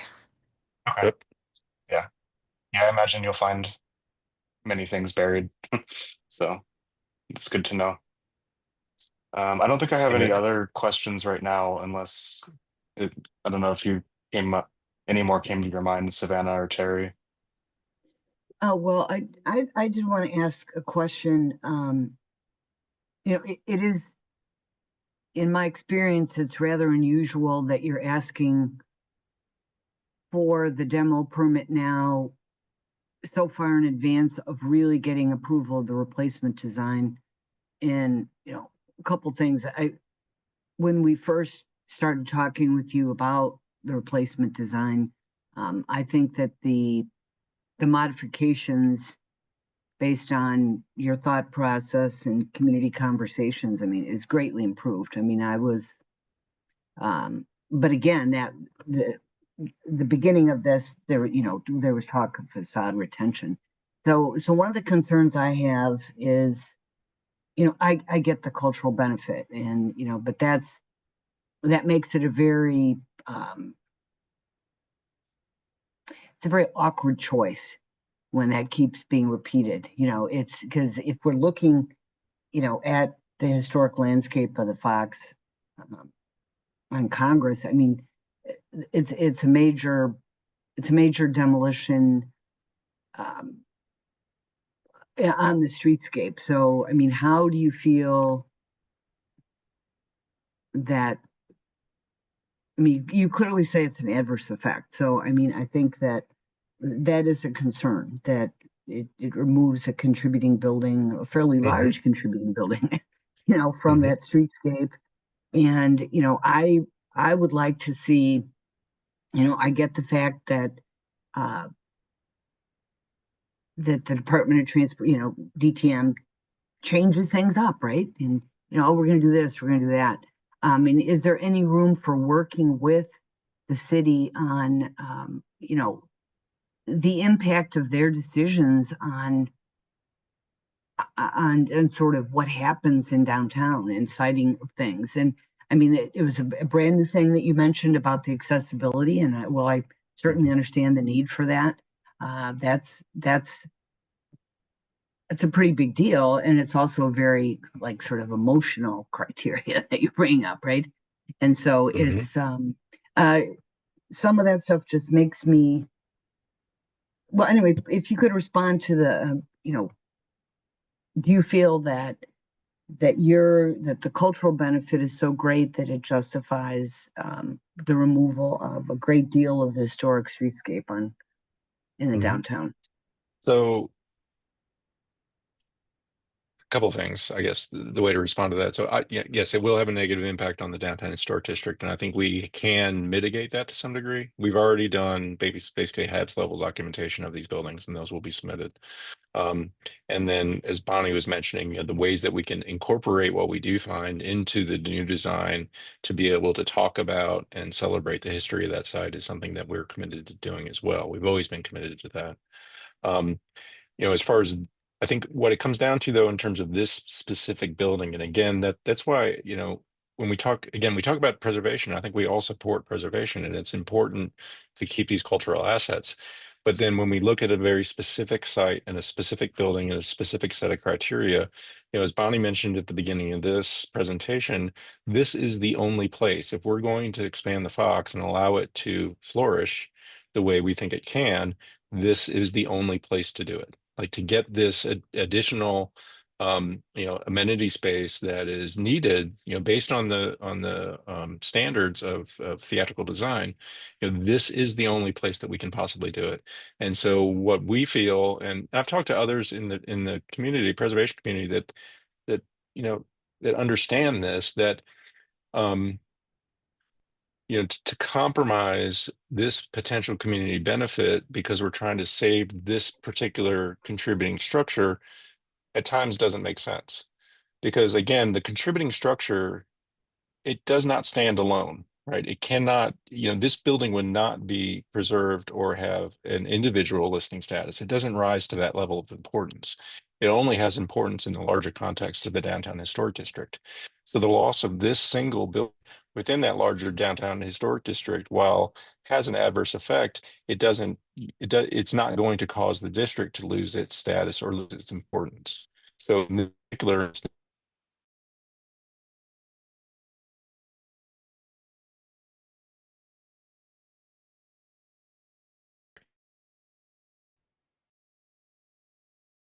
doing. The reason I came to this conclusion, I spent 2 years telling the board, we can't tear this building down. And it wasn't until we did the full investigation that it became absolutely clear to me, to do what we need to do to make this project successful, we need to at least ask this question: can we tear this building down? you know, to be able to provide the full benefit that we think we can provide, which is the accessibility. You know, it is an emotional question, but it's also like it impacts a lot of people in a really fundamental way. So for us to be able to create a space that is truly accessible and equitable, you know, in our downtown, in the heart of our downtown, we think is probably, to me, has more value than this building. Now, if this were a different building, I might change my mind. Or if this building hadn't been modified the number of times it was, or it hadn't been modified in the way it was, I might not come to this conclusion, you know. But based on the specifics of this building and this site and this project, I think this is the right way, the right path forward. Can I just jump in real quick, Michael? Mhm. Just to Terry's point, and also just sort of to what Michael just said. So, I was charged with looking for historic images and sort of chronicling the history of these buildings over time. And I will say that of the two buildings, which not surprisingly, the one on the corner is going to have more photographic documentation, but it was incredibly difficult to find any photographs of this building. So, one of the, basically, if you were to look for photographs of historic buildings in downtown, pretty much anything on Congress Street, on any of the major arterials, you have picture after picture after picture of these buildings over time. And this particular building, it was like nobody cared about this building. I mean, I hate to put it in those terms, but nobody really felt the need to photograph it. And so the images that we were able to find were based purely on looking at another building and getting a piece of it in an angle from a picture of something else.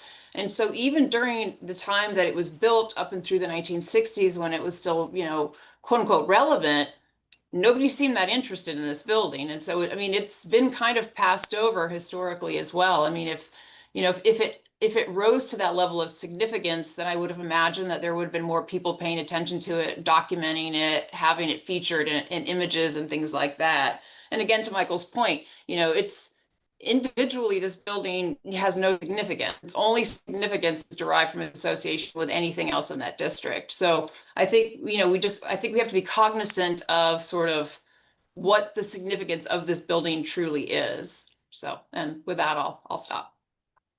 Okay, thank you. Thank you, Jen. That was useful information.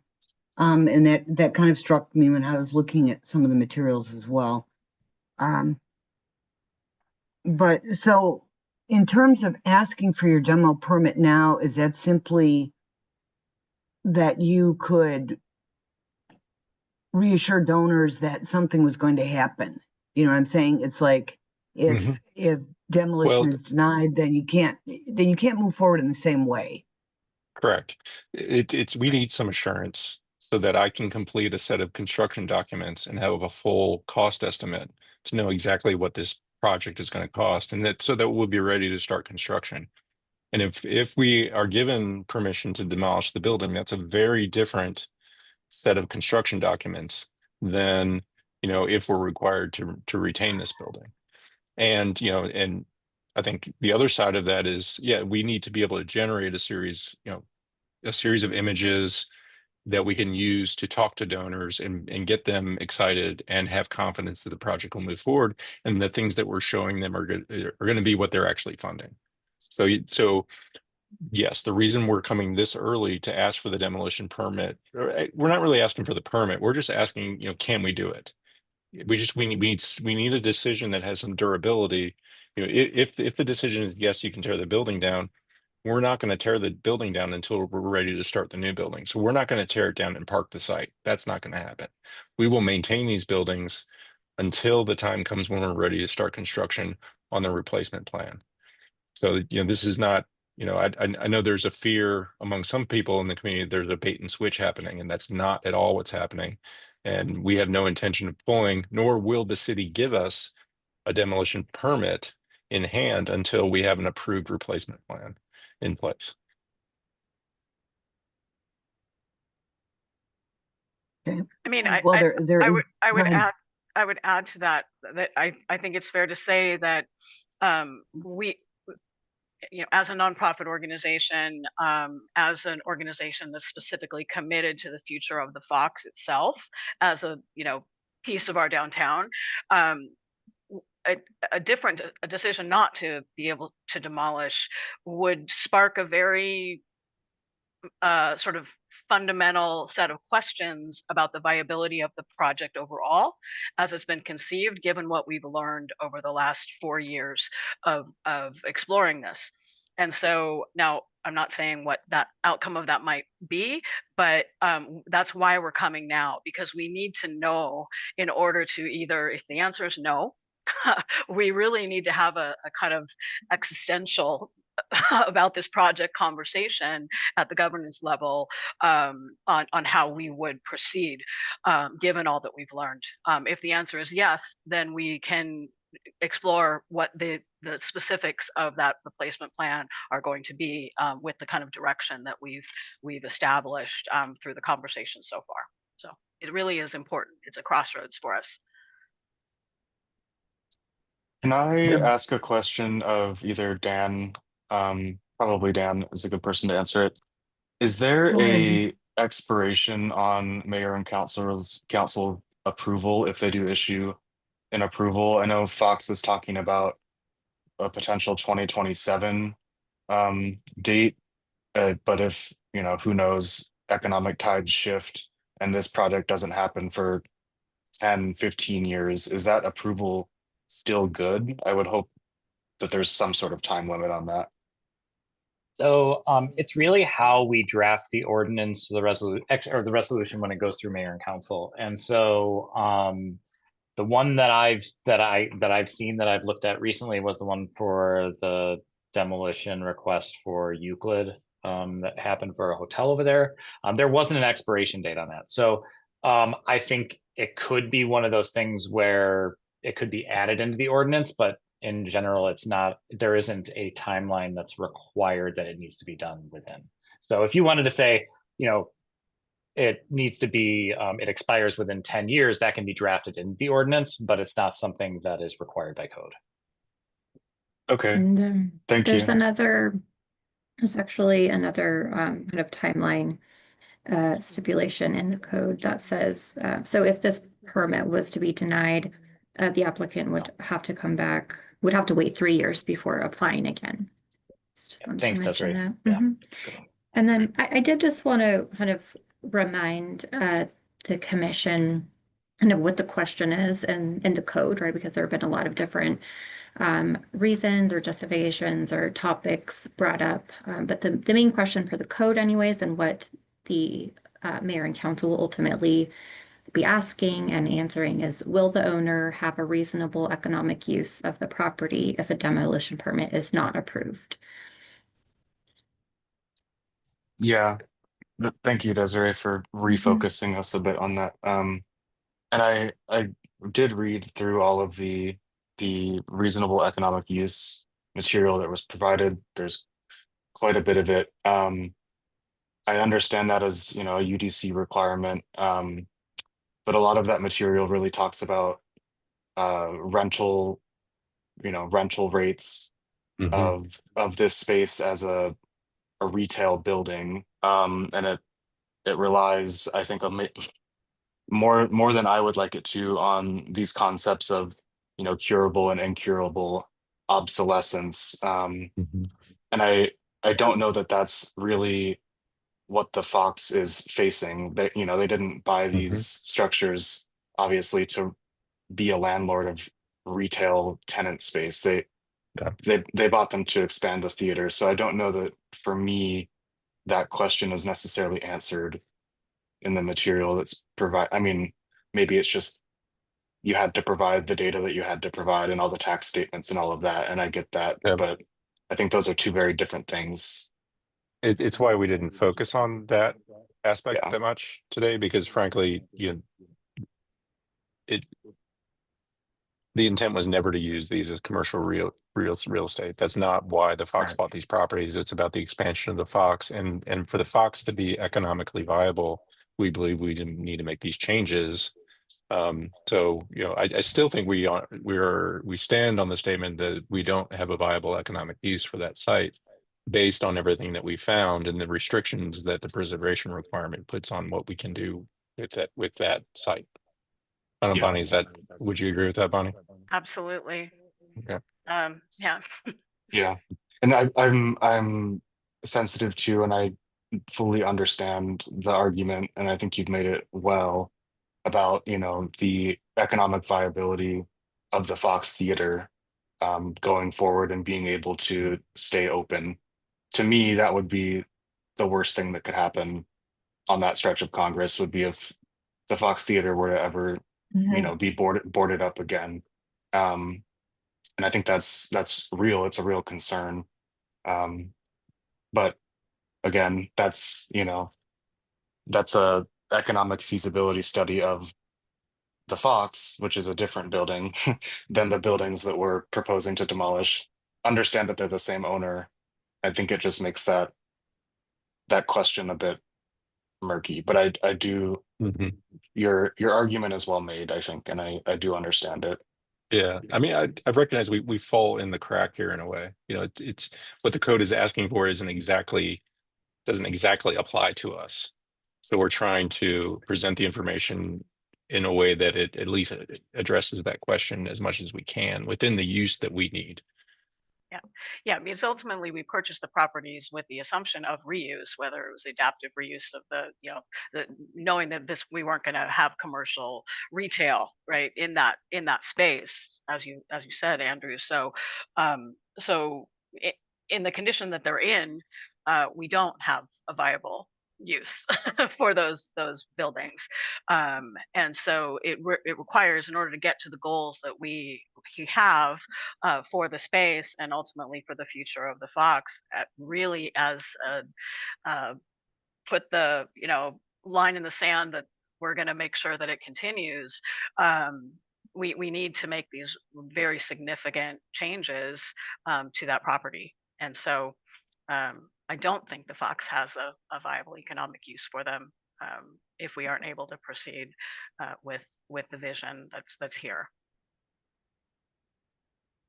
Yeah. Well, I wanted to, just real briefly, Andrew, let me just insert this. One of the public comments noted that they thought a comprehensive physical exploratory study would be useful. And I think we kind of saw that with the interior of the building and the foundation. How do the rest of you feel about that? Yeah, I feel like they've explored it to the extent that they need to. Yeah, and you alluded to this, Andrew, and I'm also feeling this, that an independent economic use analysis was also requested, because the way it's set up now, to me, the question is it worth going, the distance on that facade? How does that, to me, that's the real question. And if it costs $1 million to deal with the facade, and is the facade, if that's the only thing that remains, would it still remain a contributor? And I'm not sure we ever really fully answered that question, even when we saw preliminary designs a couple years ago. And so I kind of would like to see, Desiree have a conversation with SHPO and say, I mean, it's a very thorny thing, and we owe the community that opposes this, with sort of a full analysis, a full answer to that, and those kind of explanations, but not the economic analysis that simply says, what it will cost to rent these out. That to me is not useful. And because it's decoupled from this your full replacement plan, which is basically for the Fox, it sort of justifies this sort of, to me, irrelevant economic analysis. I mean, does that make sense? Being sort of a devil's advocate. I'm with you, Terry. I mean, the idea of the cultural benefit being compromised by the preservation of the facade, I don't. That's the missing piece for me. That said, I really appreciate the kind of the new information and the pivot toward a universal accessible, or just a more accessible entry. So that's where I'm conflicted right now. a little bit, I have to admit. Mm-hmm. I mean, it's Andrew, go ahead. when it comes to this, whatever this the economic use analysis is, it's difficult even to find how we would, if there's some other analysis that's being asked for, we'll need some real clarity on that. Because, within the code, I think we've submitted what was asked is what is the economic viability of this as a commercial building in its past use, to begin to try to figure out what the economic viability within the context of the Fox Theater and its project. It's a different question because it's not a for-profit institution, right? I mean, anything we want to be profitable so that we can sustain ourselves. The long-term intent is that this is maintained as a community asset. So Now, I guess we also can share with all of you the economic analysis of the expansion project itself. So we have a commission study that looks at what we propose to do as the program use in this space, and what the overall economic viability of that would be. Now, we don't have an analysis of what the economic viability of it would be if we didn't do that, right? It was some other use, right? But we do have it for the proposed use. I'm happy to share that with the commission, and it was foundational to the board's decision to purchase the property. Ultimately, is the analysis of will this idea be viable to achieve the goals that we have, which are ultimately to ensure the long-term sustainability and viability of the Fox as a nonprofit organization contributing lots of value back to the community. So we're happy to share that. If there's some other piece of economic analysis that would be relevant, I would love to think through what that might be. Well, I mean, thank you, Bonnie, but I think we did allude in the conversations, some costs were mentioned, the cost for construction, the cost for the whole budget. I mean, those are the kind of numbers that are really helpful in terms of how does retention fit into all of that? Based on the uses that you want to do with the building? I mean, is that kind of what you're thinking, Savannah, that would be more useful, or Andrew? Yeah, I think so. I mean, I think the economic viability study is really about the new project more than it is, the existing building as a retail space, and then what is the implication of retention versus full demolition in that picture.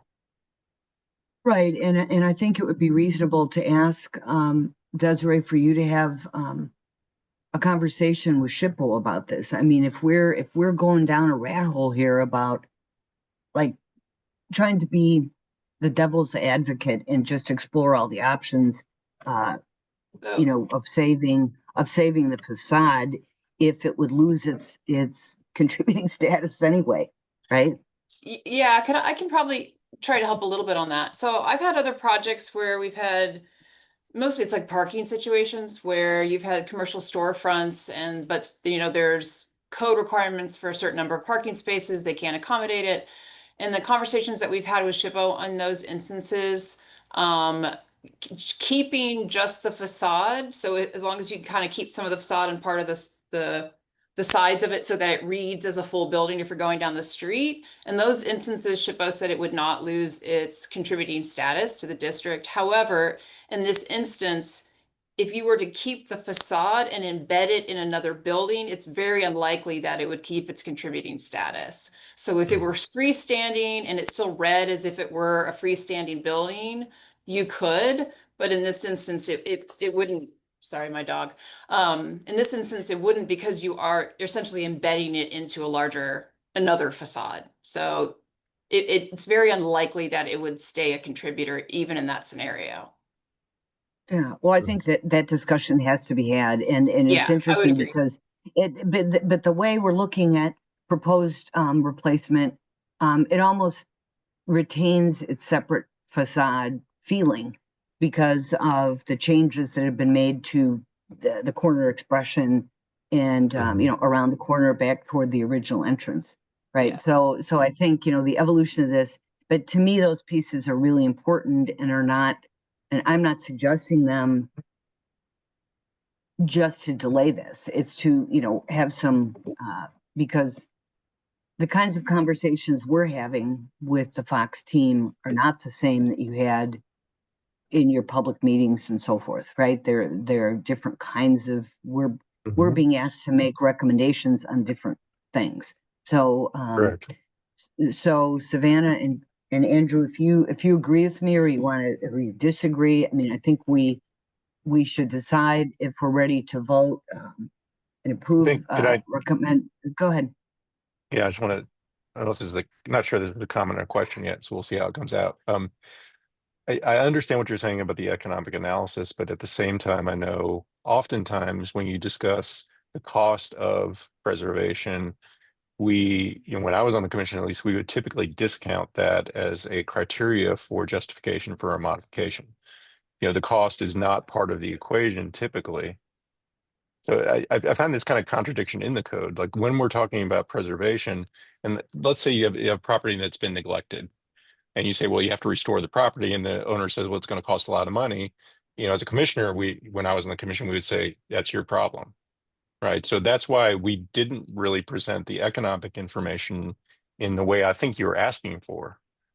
Because it does cost a lot of money to do this, and it will impact what we can do with the remaining budget within the building, whether we can provide the kind of sound system we want, or we can provide, all these other amenities.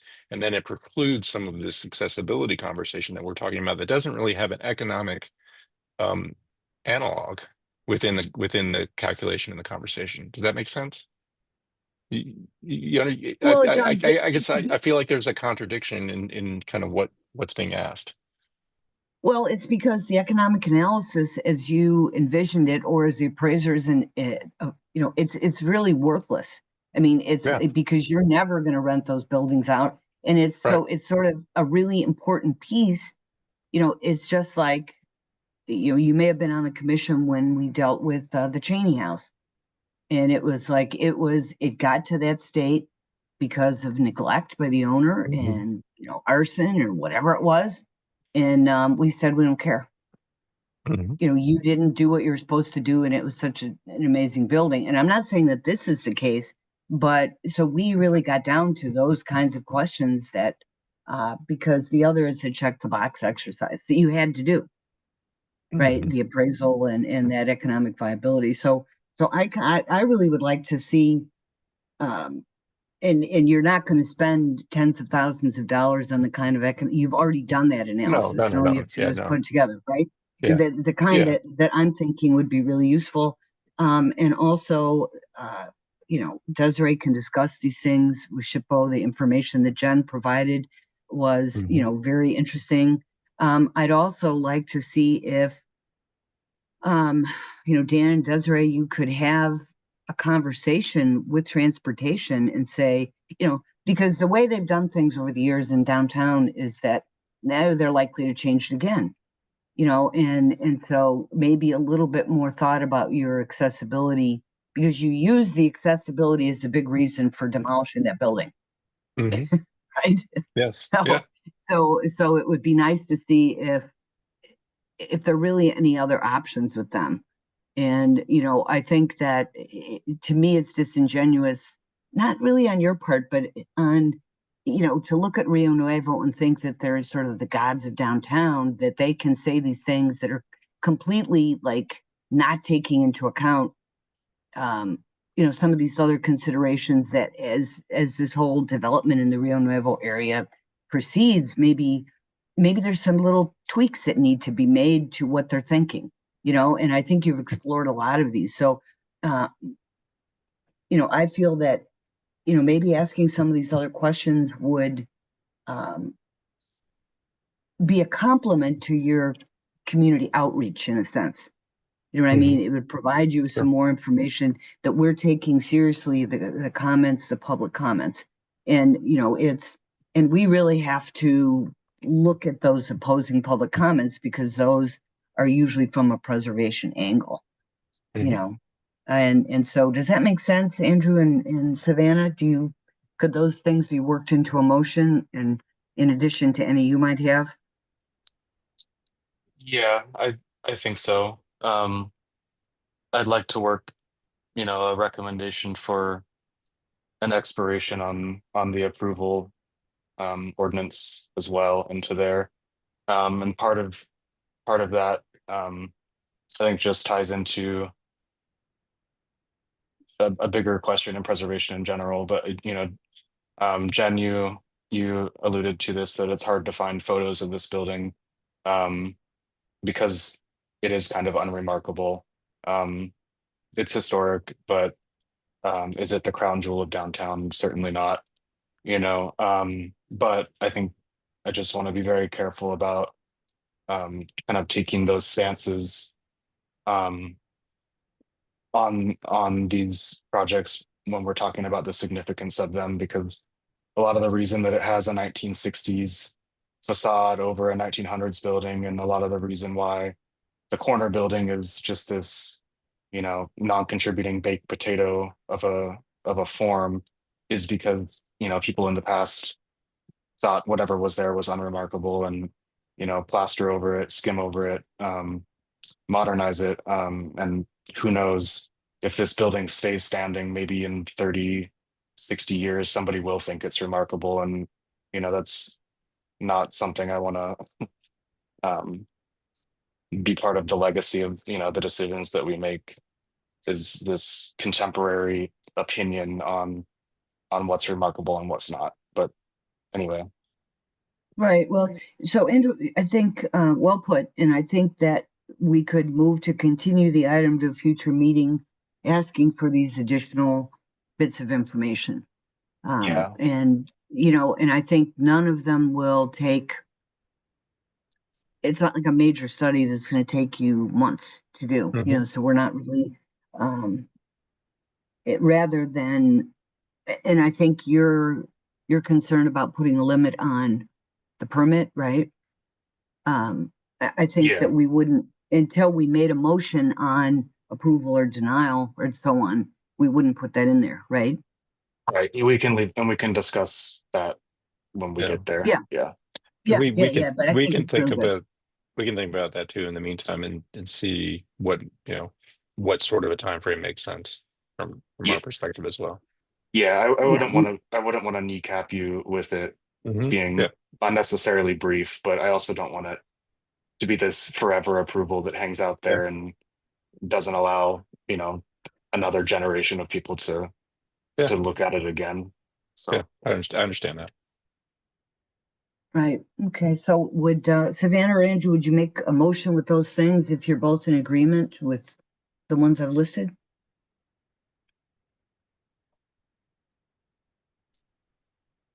yes. So You want to run through a draft first? Yeah, let's do that. It Yeah. seems like Andrew's on top of it, but let's review. I haven't started drafting anything yet, but so it'd be a motion to continue, and then a request to a future meeting, and then a request to return with, I don't know how we want to word the economic analysis portion. Maybe an economic analysis more focused on Adaptive reuse. Yeah, it's the proposed use of the building as part of the overall project, right? So that would be incorporating it in. I mean, I'm not sure it's adaptive reuse as much as it is incorporating it in and possibly the facade retention. Well, it is about the facade retention. Right? I don't know, how do we want to talk about that?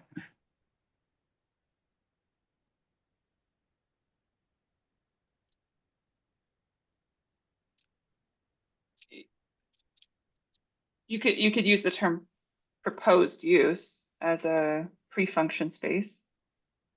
Yes. With preservation of the facade.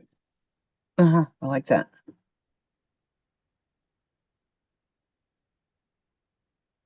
And then to have the HPO have discussions with SHPO about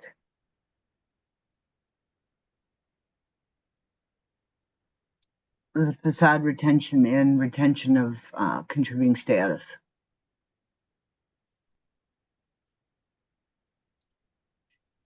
And also, go ahead. One and more then thing. also Well, this is totally an aside question for Jen or anyone who might know it regarding the like tax credit or any sort of other funding or incentives out there available if the facade is retained. Is that worth investigating, or have you guys already done that? We have not. We have We not. are a We are a nonprofit. nonprofit organization, so in So order we to also take advantage of tax credits, you have to create structures that Okay. that create tax burden, we which we do not have. we also don't pay property tax. Correct. Yes. So any of those, tax rebate based programs don't really fit with us. You can do some fairly complex structures to try to do that, but that's not something the Fox is interested in doing, to partner with a private company to be able to do this. It creates complexity within the Fox governance that just isn't worth it.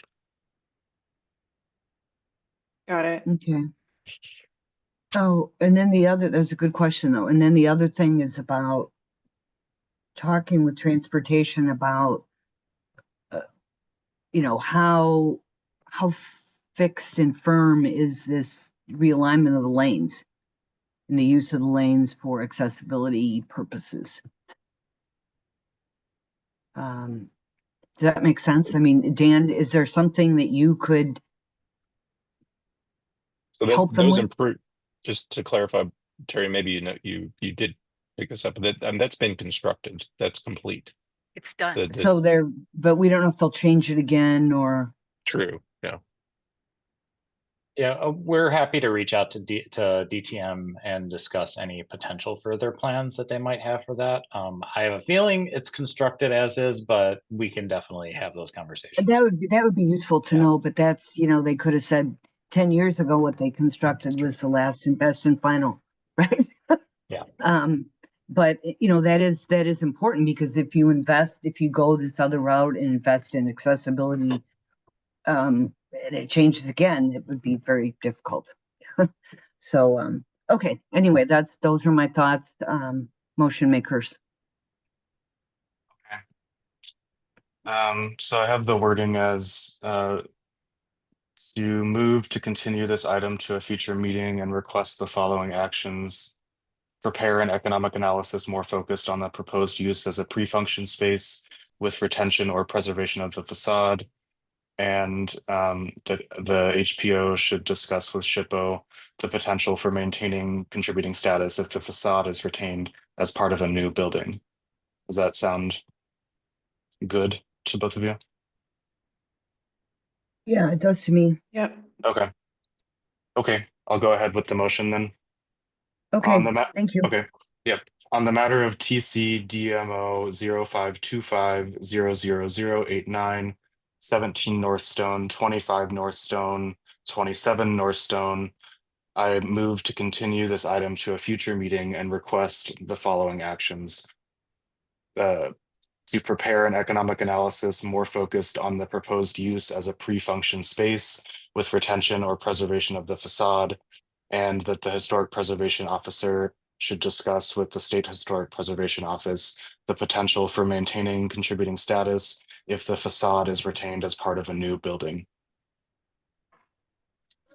And Savannah, will you second that? I'll second. Okay, is there further discussion? Okay, if not, Terry votes aye. Savannah? Aye. Andrew? Andrew, do you vote aye? Yes, aye. Okay, great. Thank you. Then the motion passes. I appreciate that. So I'm not sure. I think we need to discuss a timeline on that. How much time you need. Yeah.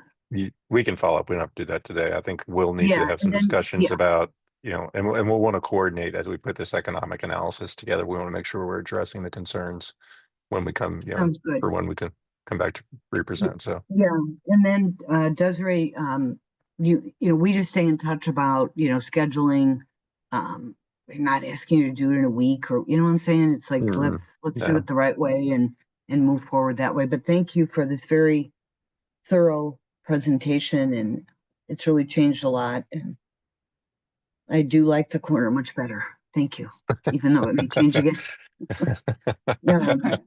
So That's no, good really, and the framing, I progress. like the framing part on the other side, you know, and part of the original entry.